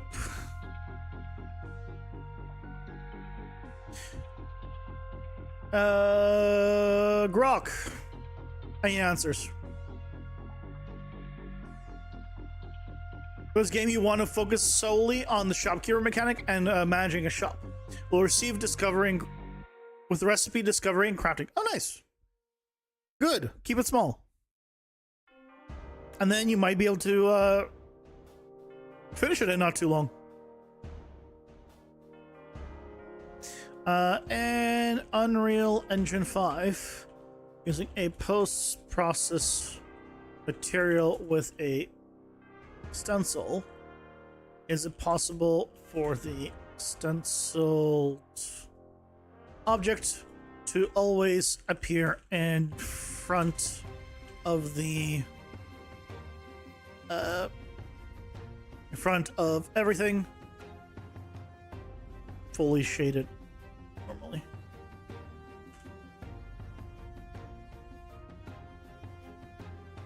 Tricky part will be working on the art. Ask for later. Get the mechanics, get the gameplay in as like the prototype, and then go from there. For now, you know, if your game runs with just cubes and spheres, you'll know whether or not you want to continue doing the art at that point.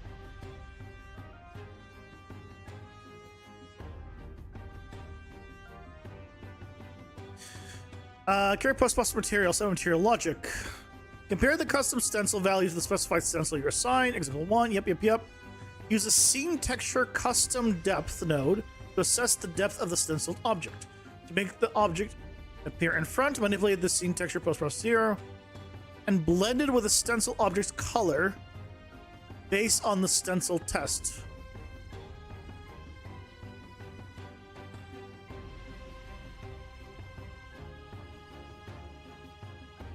How do I get the color? That's the problem.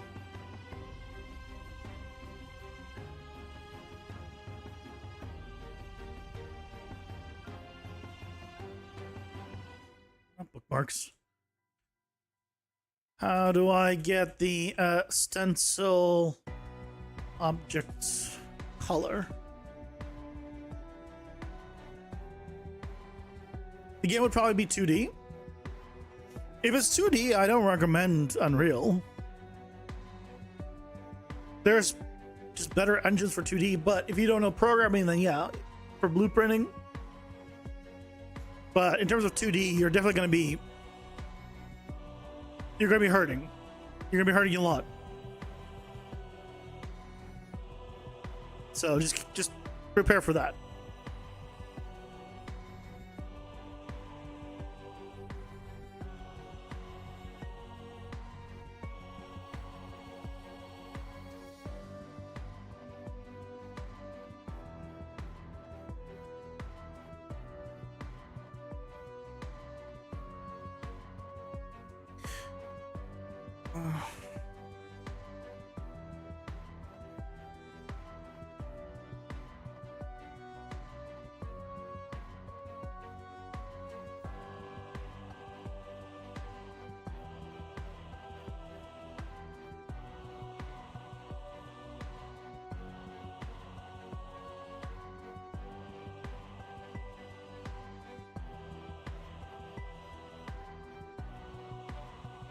You're not sure as yet? You're saying you're learning on 2D? 2D and 3D are definitely very different, so just keep that in mind.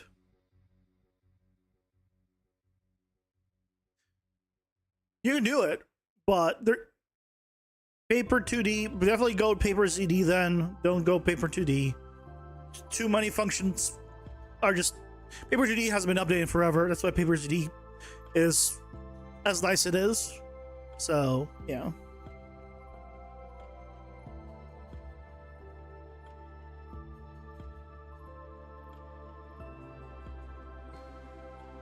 Use custom depth paths to render stencil objects color. Post processing, ensure the custom depth path stencil is set. Access the custom depth color in post process. Custom stencil note, yep.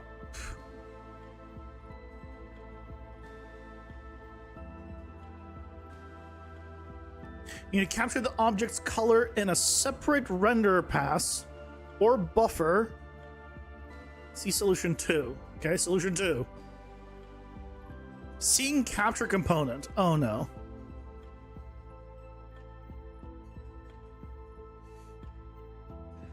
I can't.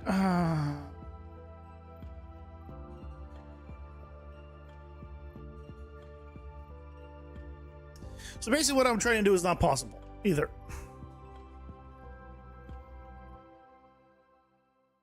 Most of the mechanics can be done within the UI. You should make a game in the UI. Good luck. So this is not possible either. Modify the object's material to ignore depth. Hold on, is this possible? In the details panel, set the blend mode to opaque or masked. Yeah, disable depth test. Well, it has to be. Wait, what? Yeah, first of all, this is not going to work, so let's return that.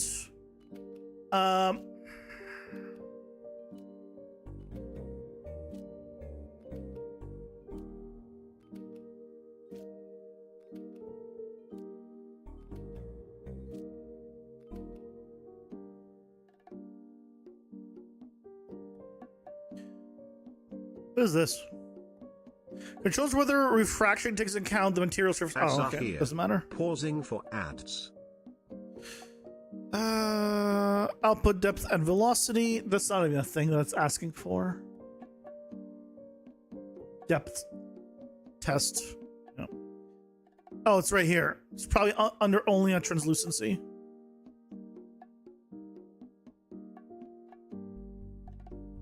Yeah, but that's not gonna get me what I want.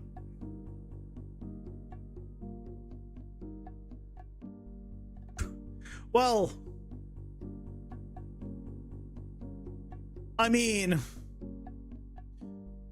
it is. Just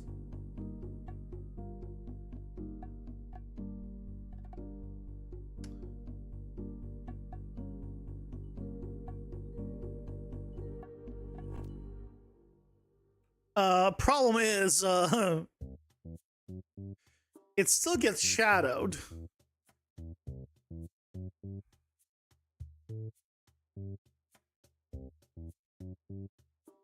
Guess what you're alluding to is that the mechanics are going to be too simple that you can do it on mobile, so nothing complicated.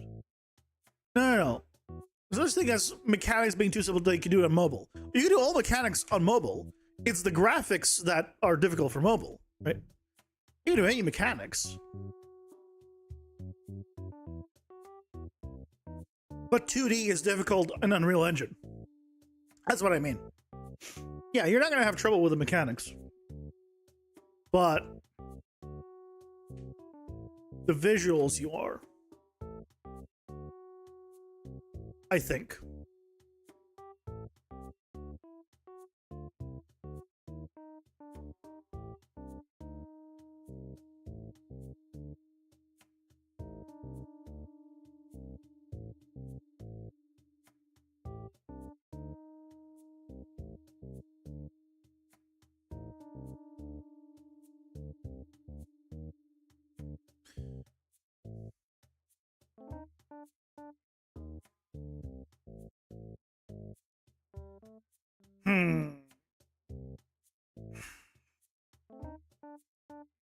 Oh, but then I don't have no shadows.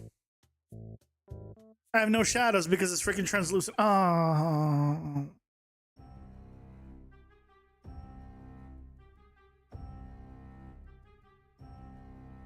After everything, I don't get shadows.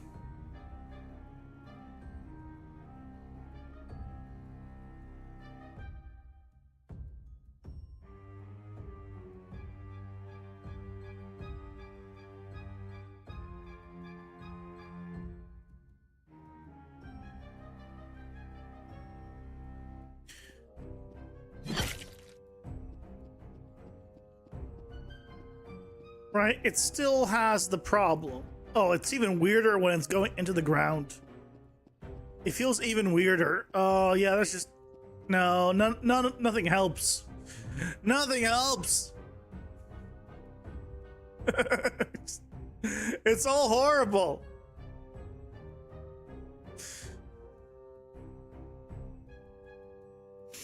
That's all horrible.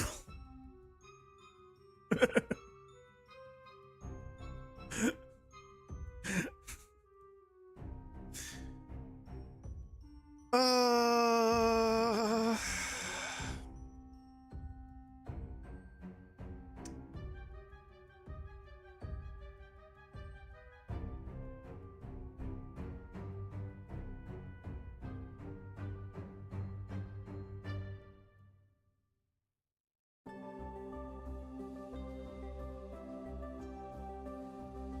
So,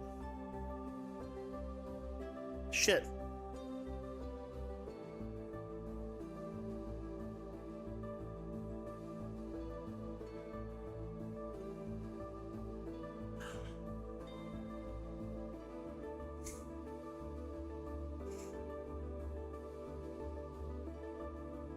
Do we go back to the freaking side view, I guess?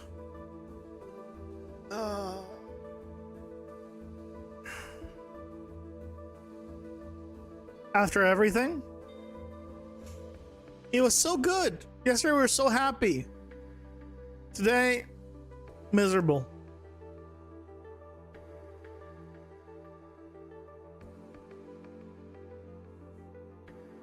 Nah.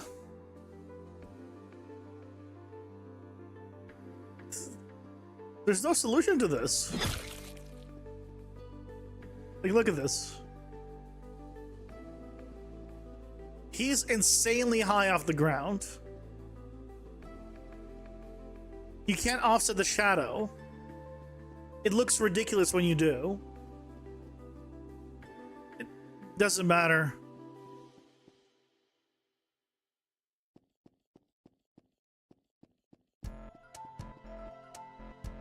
Dick Man today feels great. You're into some interesting stuff, Guts. I mean, sure.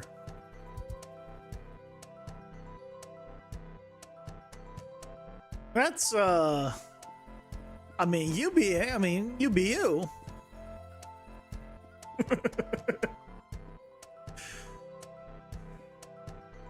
The problem, right? The problem isn't just the shadows. If we turn off him casting shadows, the problem, I mean, one, it looks worse. Right, it looks worse. But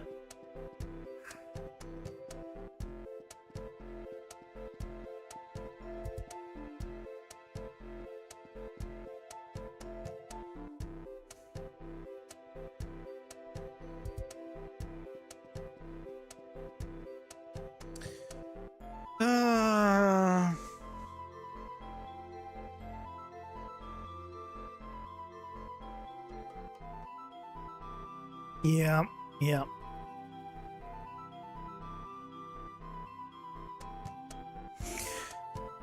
This is fixed if we went orthographic, it would be fixed. Sort of.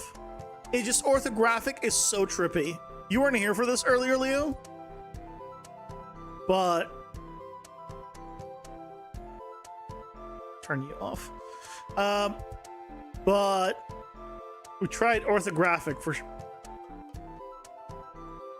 shits and giggles.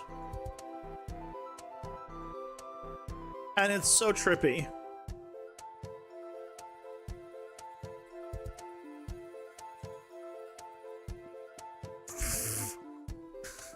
It's so trippy. And then, you know, his shadow, like, he looks really good. Like, he looks great. But the world does not look great.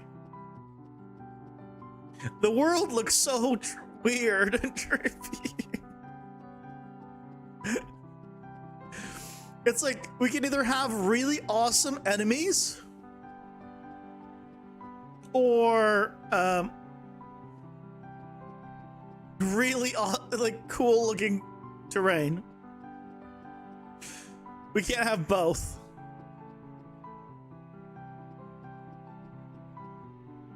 Right, because now like his shadow sticks. He looks like he's on the ground. Obviously the shadow's a little bit too far because he's too high up in the air still. But right, like almost all problems are fixed if it's orthographic, but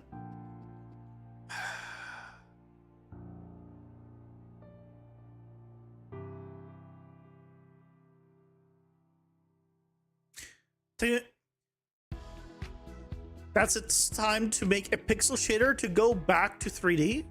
No. No. 3D is so much more difficult than what I'm doing. No. Getting around this problem is much simpler than getting around the entirety of 3D characters. Like, this doesn't look terrible, right? It doesn't. It just doesn't look how I'd want it, basically. Right? It feels... yeah, it doesn't feel right to me. I do want perspective.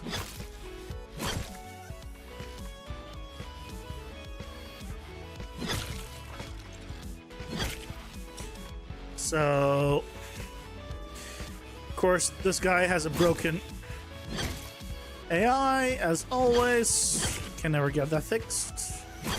Still.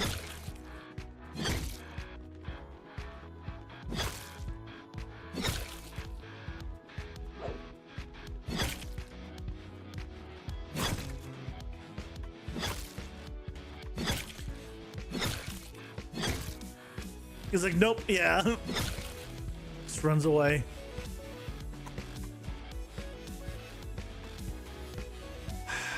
It doesn't look right to me. If anything, their smart AI doesn't want to die. Oh yeah, they're meant to run away.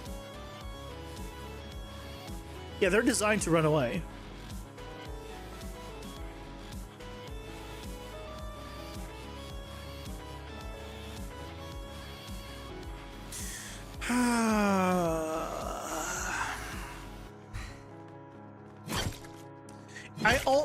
If there was a way of what I really need is for like some things to be orthographic and some things to be perspective, and basically have like 2 layers of renders, one on top of each other, and then put them together. So I could have like orthographic enemies and perspective of everything else, basically. Because yeah, this just is sickening. I can't.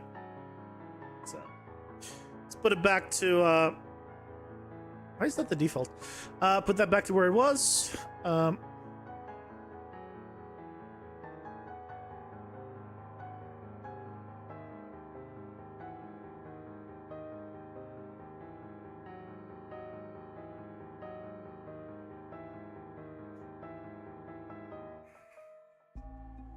Oh, it's much better.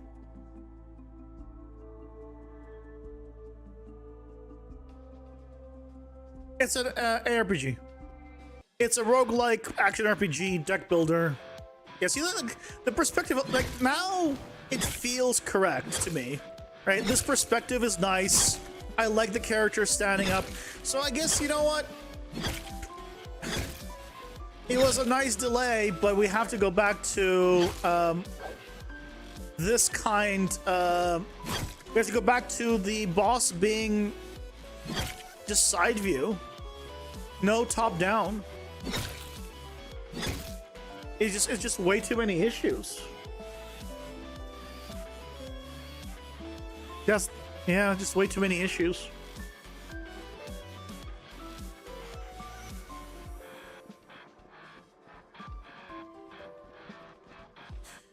Do we have the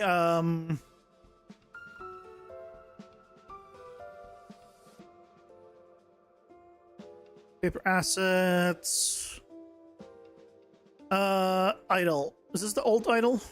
No.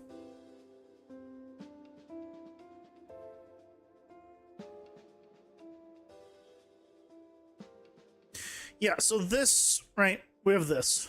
It would need to go back to this.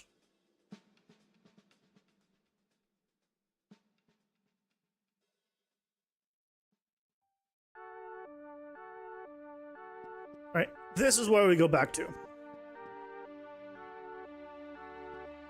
And yeah, that looks so much better.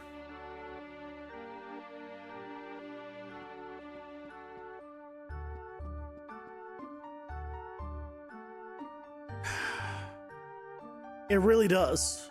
Animation, all right, animation aside. Turn on cast shadows on it.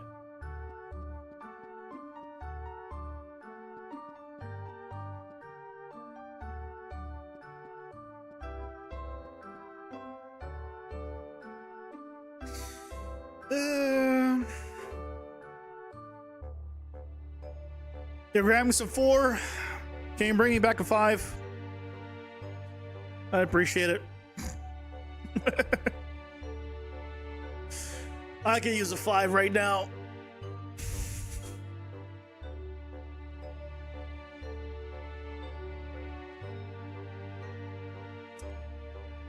Ba, ba, ba.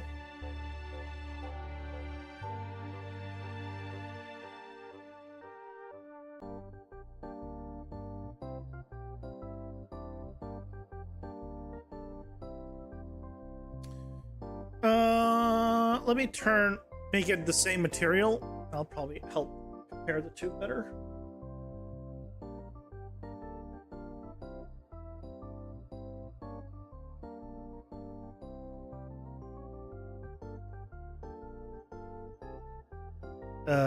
What happened?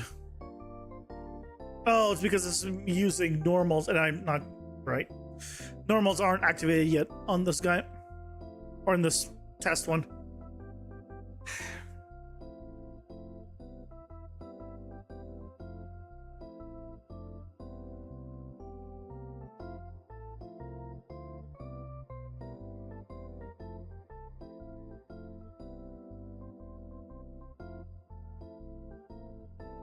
Decisions, yeah.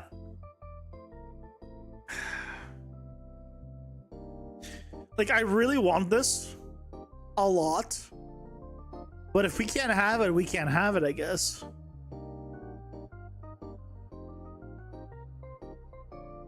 This oh yeah, this qualifies as paper ZD on bingo, yeah. I mean, you can just say paper 2D as well. Like, it's not specifically paper ZD. It's just a 2D issue or sprite issue, but yeah, a little bit all together.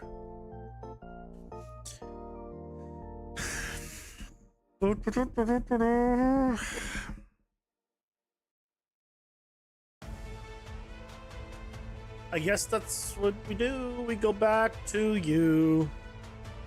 The thing is, right, with this, you could see it's a sprite and you can move around it as a sprite, but it feels like it is standing there in that location, right? And I do like that. This looks more correct as it matches the world, but this one feels more like the sprite that it is, which is good. So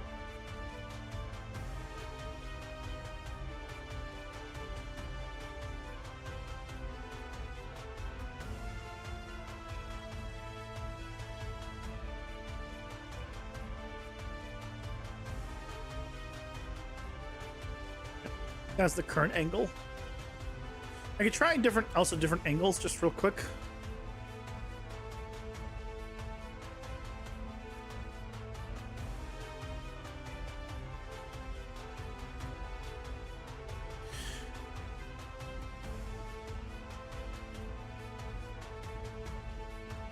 I could angle it like 20 degrees and still be okay. Right now, right now it's at 10 degrees. Do we decide we don't like sprites again?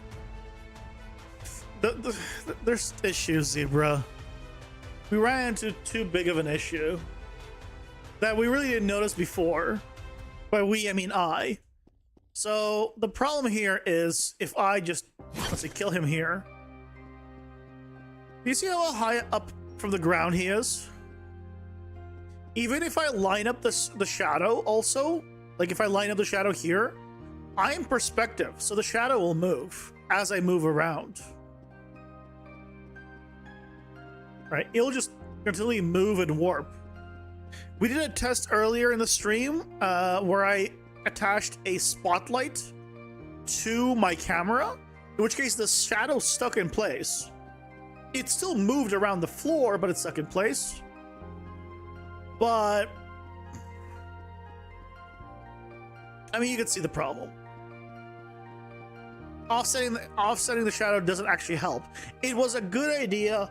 It worked for testing because he was always near the floor, and we were testing like and behind, and when it was in the other side, right? When he's moving around here, right? You don't see it, and then when he goes to the other side from below, then it was fine with the offsets. But bunch of lights kill performance. Well, there's a lot of things that kill performance. You know, I can, lots of things kill performance. Niagara kills performance. Too many triangles kills performance. A lot of things kill performance. If it is that there's going to be more problems like this, is going to have a lot of issues. When the angle changes, then maybe different solution needs to be made to accommodate. Yeah. Well, the different solution is to go back to what we were doing, which is what I'm saying. We probably need to go back to just having it like this.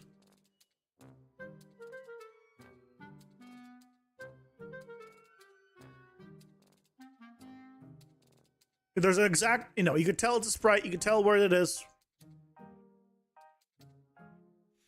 All of that lines up and is good.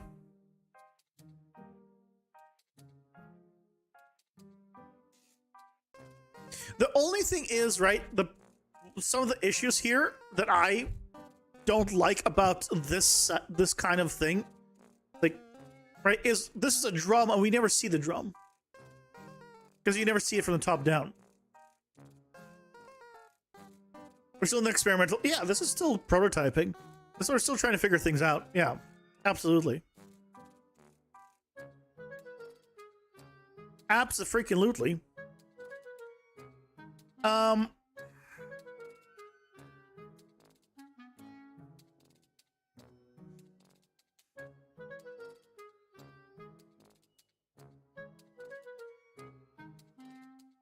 So it has to be orthographic. How could we improve the here, let me try grabbing one of the other characters real quick. I mean, I could leave that guy there. Let me try the Gruntling, for example. You know what? Let's get the Gloomsting instead. So this is the Gloomsting, right?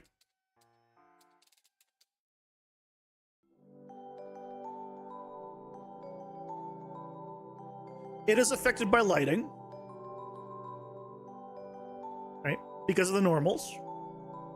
And we can even increase the intensity of that. So right now, the normal is only half. I can increase it to full, and it's full strength normal. No normal, where it was full strength. Yeah, probably less noticeable in you. Let's grab, actually, let's grab the spider.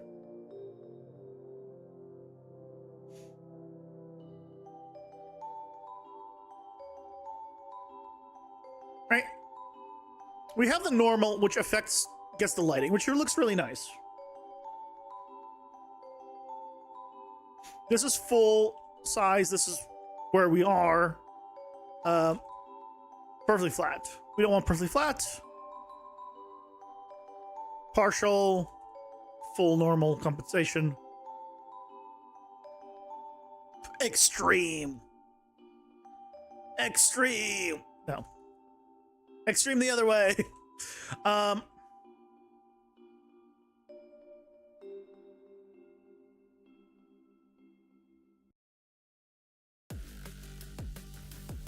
Yeah.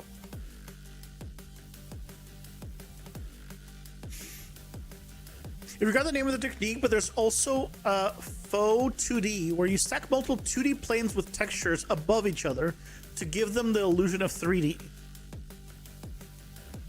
I think I know what you're talking about. It's done a lot in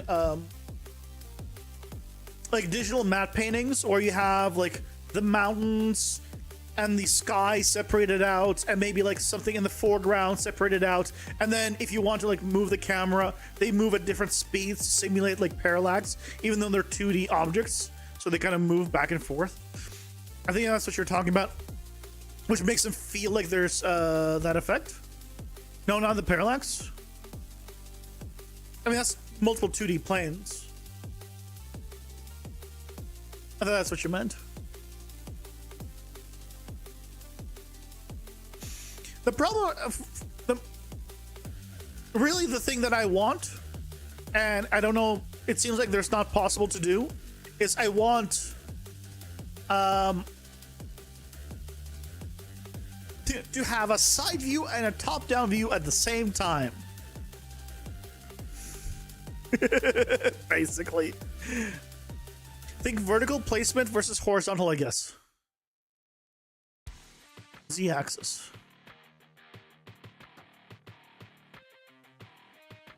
Don't quite follow. Might it be technically possible? I don't know how. The only 2D character experience you have in Unreal is with actual 3D models having 2D plain body parts, and it's a puppet animated. Yeah, there's a lot of stuff like that. Yeah, you need to find the technique, or like the name of the technique. Yeah, I'd love to see it. I just really want to see the drum, the top of the drum. I'd love to see, like, be able to see like the depth of the spider legs, right? But they have to end on the same flat ground, basically. So here, this might be easier to explain if I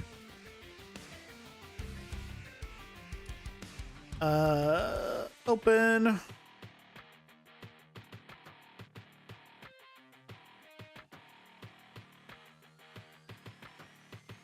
doesn't matter, let's go idle.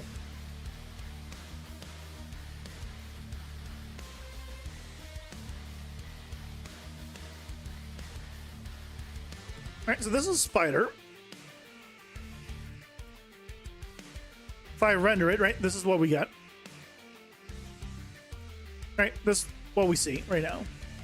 But if I was to take this and rotate it 45 degrees and what? Negative 45? This way. Right? It looks so cool from this angle, which is technically the angle that you should see it at based on the camera. It should look like this, which looks really cool. But being a sprite, we cannot do that. So like, we can only do this if somehow, you know, maybe we could get away with, maybe we could get away with like a slight angle.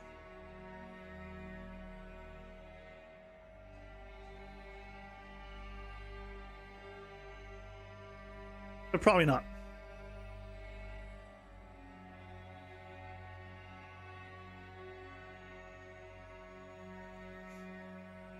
Do you do the ambient shadows test already? Like simplified shadows that attach to root scene component? I already tried shadows. Shadows, the problem isn't shadows, the problem is the floating. Yeah, even if we can do shadows on the sprites either. because translucency for some reason has issues. If you have something passing behind it, it causes like jittering in sprites for whatever reason. I can't figure out why. I ran into this at work as well when using sprites. We're not changing the camera angle dynamically. The camera angle stays static, but it is a perspective camera. I'm against the pixel shaders because you have no control over it. I personally really do not like games that use the pixel shader. Yeah, I don't think it looks good. It's also because it's a post-process effect, you have no control over it. Because it's actual sprites, I could paint in whatever I want. I can just on one frame and give it horns. You can't really do that. If there's something that like sticks out weirdly, I can fix that in just 2D as a sprite. I can't do that in 3D. I have no control over it, and I don't like it. So, realistically speaking, as much as I don't want to, we're probably gonna go back to this.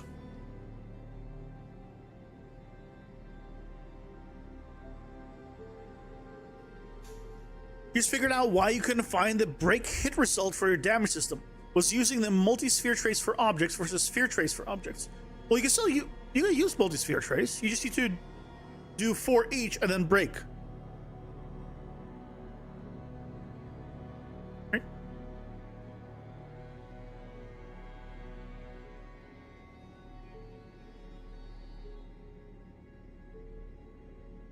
Ads are here. Pausing for ads. Yeah.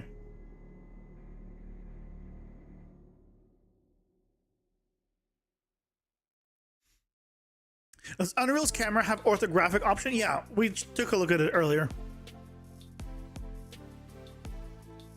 The perspective, the shadows are not an issue when it's orthographic, but the game just does not look good. Yeah, if you rewind a bit, you'll probably see it. It wasn't too long ago. Like, the top-down characters look amazing.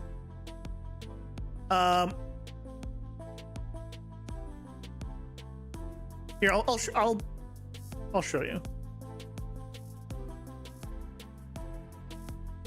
Oh, no. It was here. Oh no, it wasn't. Boss.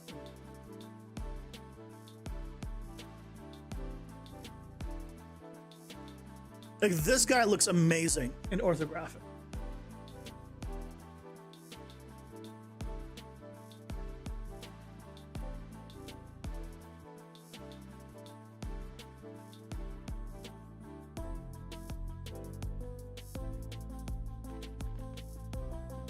Like, he looks so good. See? His shadow just sticks. It's orthographic. His shadow sticks no matter where I move. The angle is correct. He looks good. But the ground and everything around does not. So, yeah.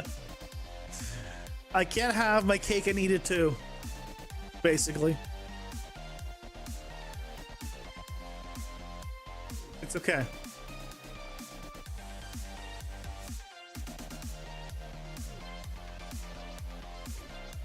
Would you say a system using just sphere trace is more scalable, or multi-sphere trace is more scalable?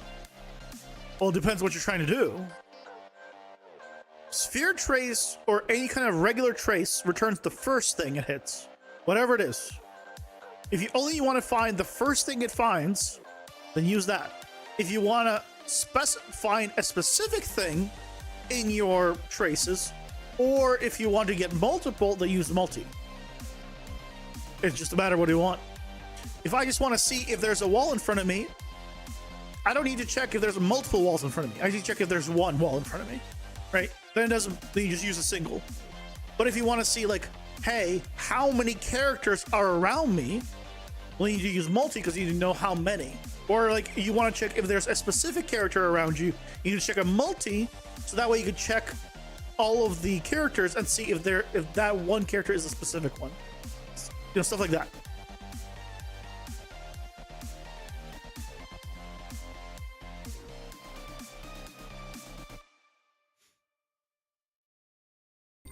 So it's just a matter of like what you're trying to do.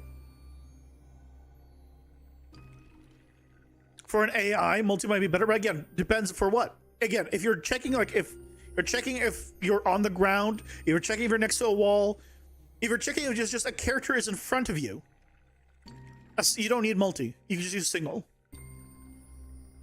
But again, if you're checking for multiple things or if a specific one is in an area, then you use multi. It's a matter of use case. But yeah, all you need to do is for multiple is just, you know, doesn't matter which one you use, right? From here, you do for each loop, and then from here, you have your regular break. And then you're good. Also, if for the multi ones, you don't even need to check this this branch. Sprite stacking. You found the vid? Post it in the Discord. Dinky dinky. It took so long to find. I appreciate you finding it though.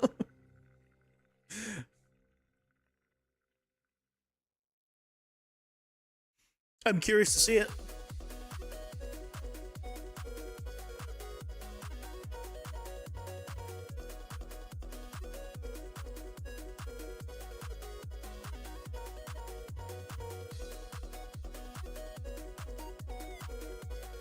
Yeah, stuff to think about. That's all good.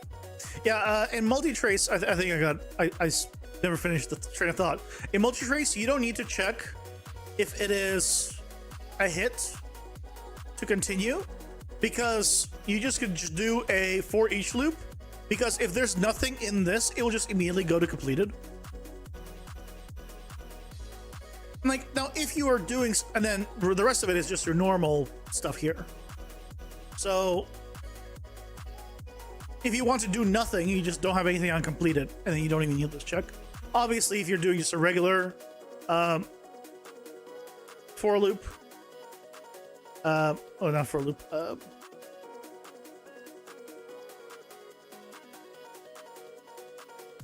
right, a regular one, then you want to specify here.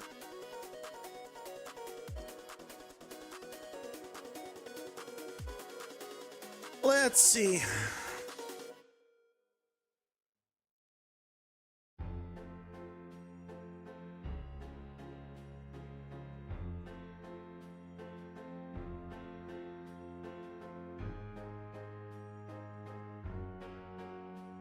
Okay. Can I? Okay, got it. This one's gotta find it. Got it. Let's put next video.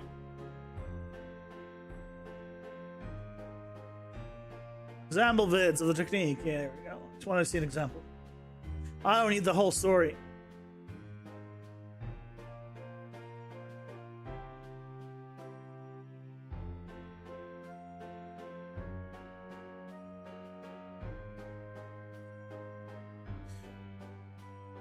I mean, this is just...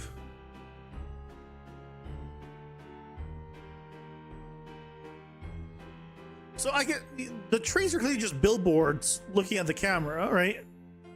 But are you trying to say that the fences are not 3D? Because when you rotate, it looks exactly 3D. Like all of this looks 3D.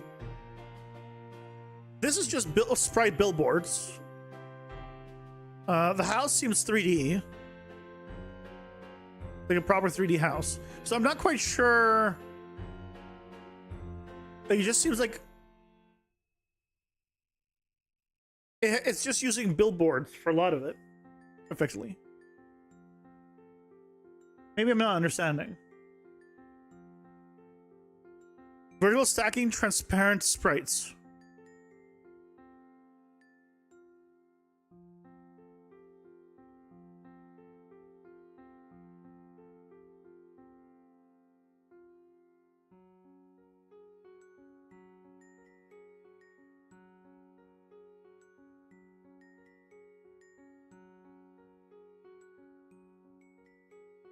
Because this is normal. This is like normal stuff where you have the sprites just separated out and then you just look at it. I think I know the technique, I just didn't know the name of it. Yeah.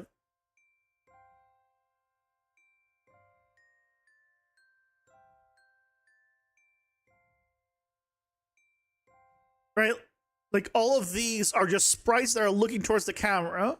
So when you rotate, they'll continue to face the camera, so it makes it look like it's actually like a full 3D world. But you could see, like, as it rotates, like as the camera rotates, like note this silhouette, right? Note that these, like this little outline here, right? As it rotates, it always faces the same direction, because all it's doing is it's always facing to, you know, northeast. Look at the barrels.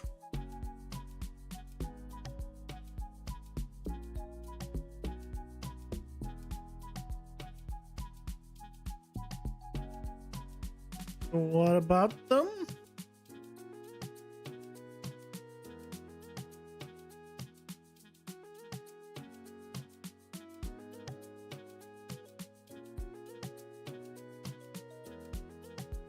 That's not 3D.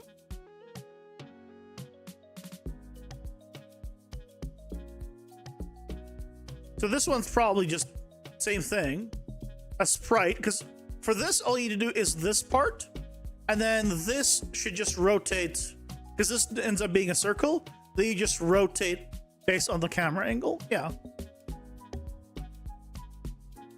So like, I understand how it's done. This looks 3D. I can understand, like, I can understand how this is done, but you're telling me the fence is not 3D?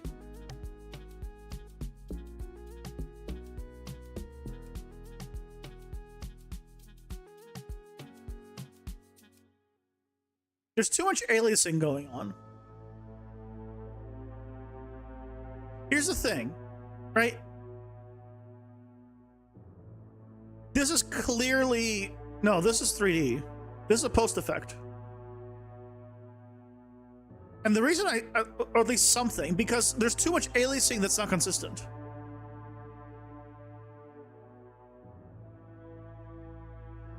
Right? These, like the trees, crisp, perfect outline. Right? As he moves around, it does not get noisy. It does not alias at all. The trees, which we know are billboards, right? But the barrels do. The barrel outline changes. The fence outline changes. I'm telling you that this is 3D. I would put money that's 3D. Yeah, the trees and all of your examples, absolutely, I think, are sprites. Okay, they're just billboard sprites, just high up in the air to make it look like the way it is. But, because keep in mind, when it's a sprite, I mean, again, this could be also just because of the post-process effect that they've set up. But again, why doesn't the trees have the same noisy post-process effect as the rest? I don't know. I'm only guessing.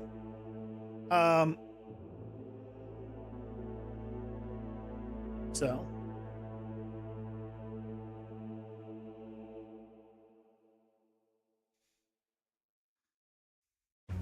Only guessing.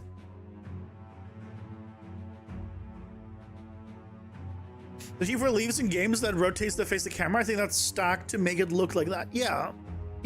That's a normal effect. You put a separate billboard on top. You make it always face the camera. And then whenever you look around, it makes it look like it's a full like 3D 3D effect. It's a cool effect. For sure, it's a cool effect.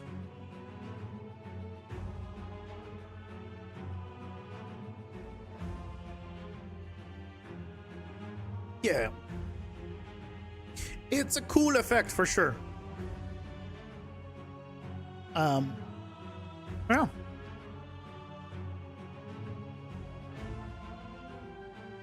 Well,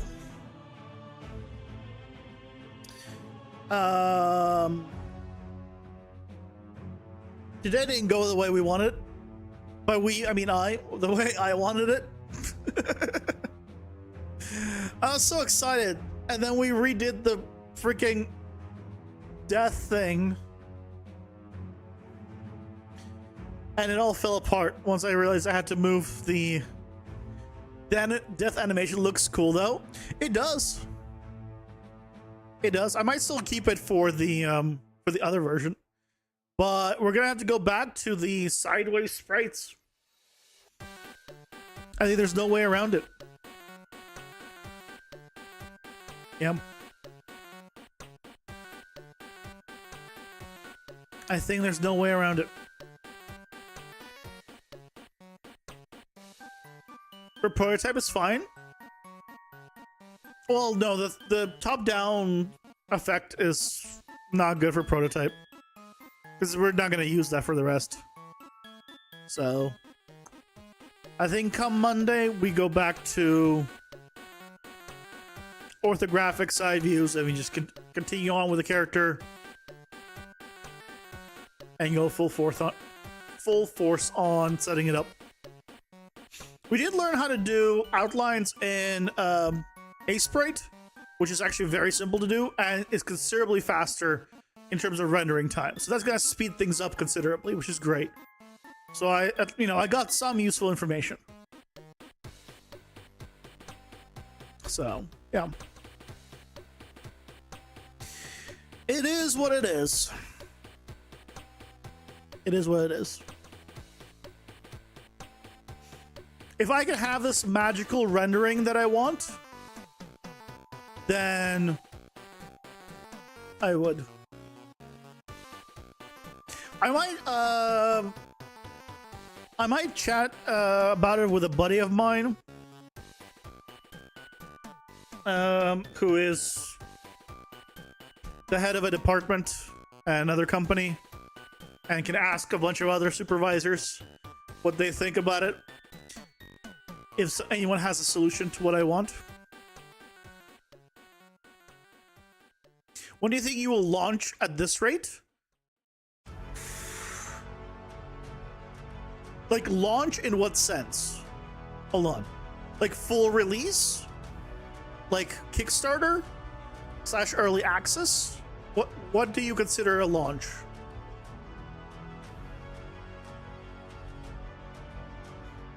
Because I'll tell you this, a full game, not for quite a while. Demo / Kickstarter / early access. If I could have one where I'm satisfied with before the end of next year, I think that would be a nice. I think it would be nice. I'm not gonna rush myself to do it, but I think it is realistic for that to happen. So sometime in 2026.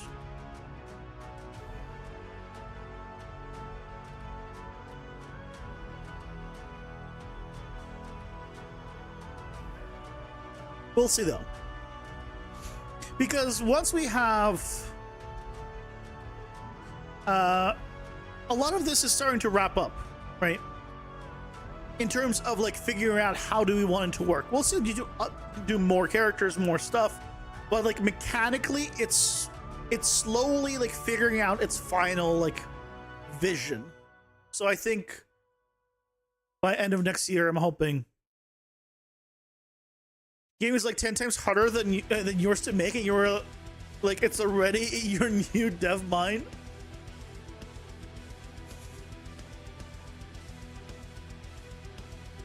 Hey, Devin is fun, so it's okay. You know? I greatly enjoy working on the game, so it helps me learn a bunch of stuff. So I enjoy it. And I just like games, so it's really fun making one and like seeing things move in the end. So yeah. But learning a lot from watching. Yeah, you're probably learning a lot about things not to do, which is also good. You know, don't make the mistakes I do. Hey Dylan, welcome in. How's it going? Hope you're doing well. So rewarding when you complete a new system. Yeah, it is. This Sunday, collab with Azul Arts coming at 9 a.m. Please go watch it when it comes out. I think it's really fun. I had a blast. He did too. Or at least, or so he says. He could be lying to my face. Very possible. You grabbed his master material? Nice. Yeah, he just released that for this landscape, which I'll give you a little spoiler. It does make an appearance in the collab. How? You'll have to see, watch it to find out how. But other than that, I'll see you guys on Monday, where we will, I guess, go full orc on getting this guy done in the old way. It was a fun little, you know, experiment time with the whole perspective thing, but gotta do what we gotta do. So I hope you all have a fantastic rest of your night, and I'll see you guys Monday. Take care. Bye bye.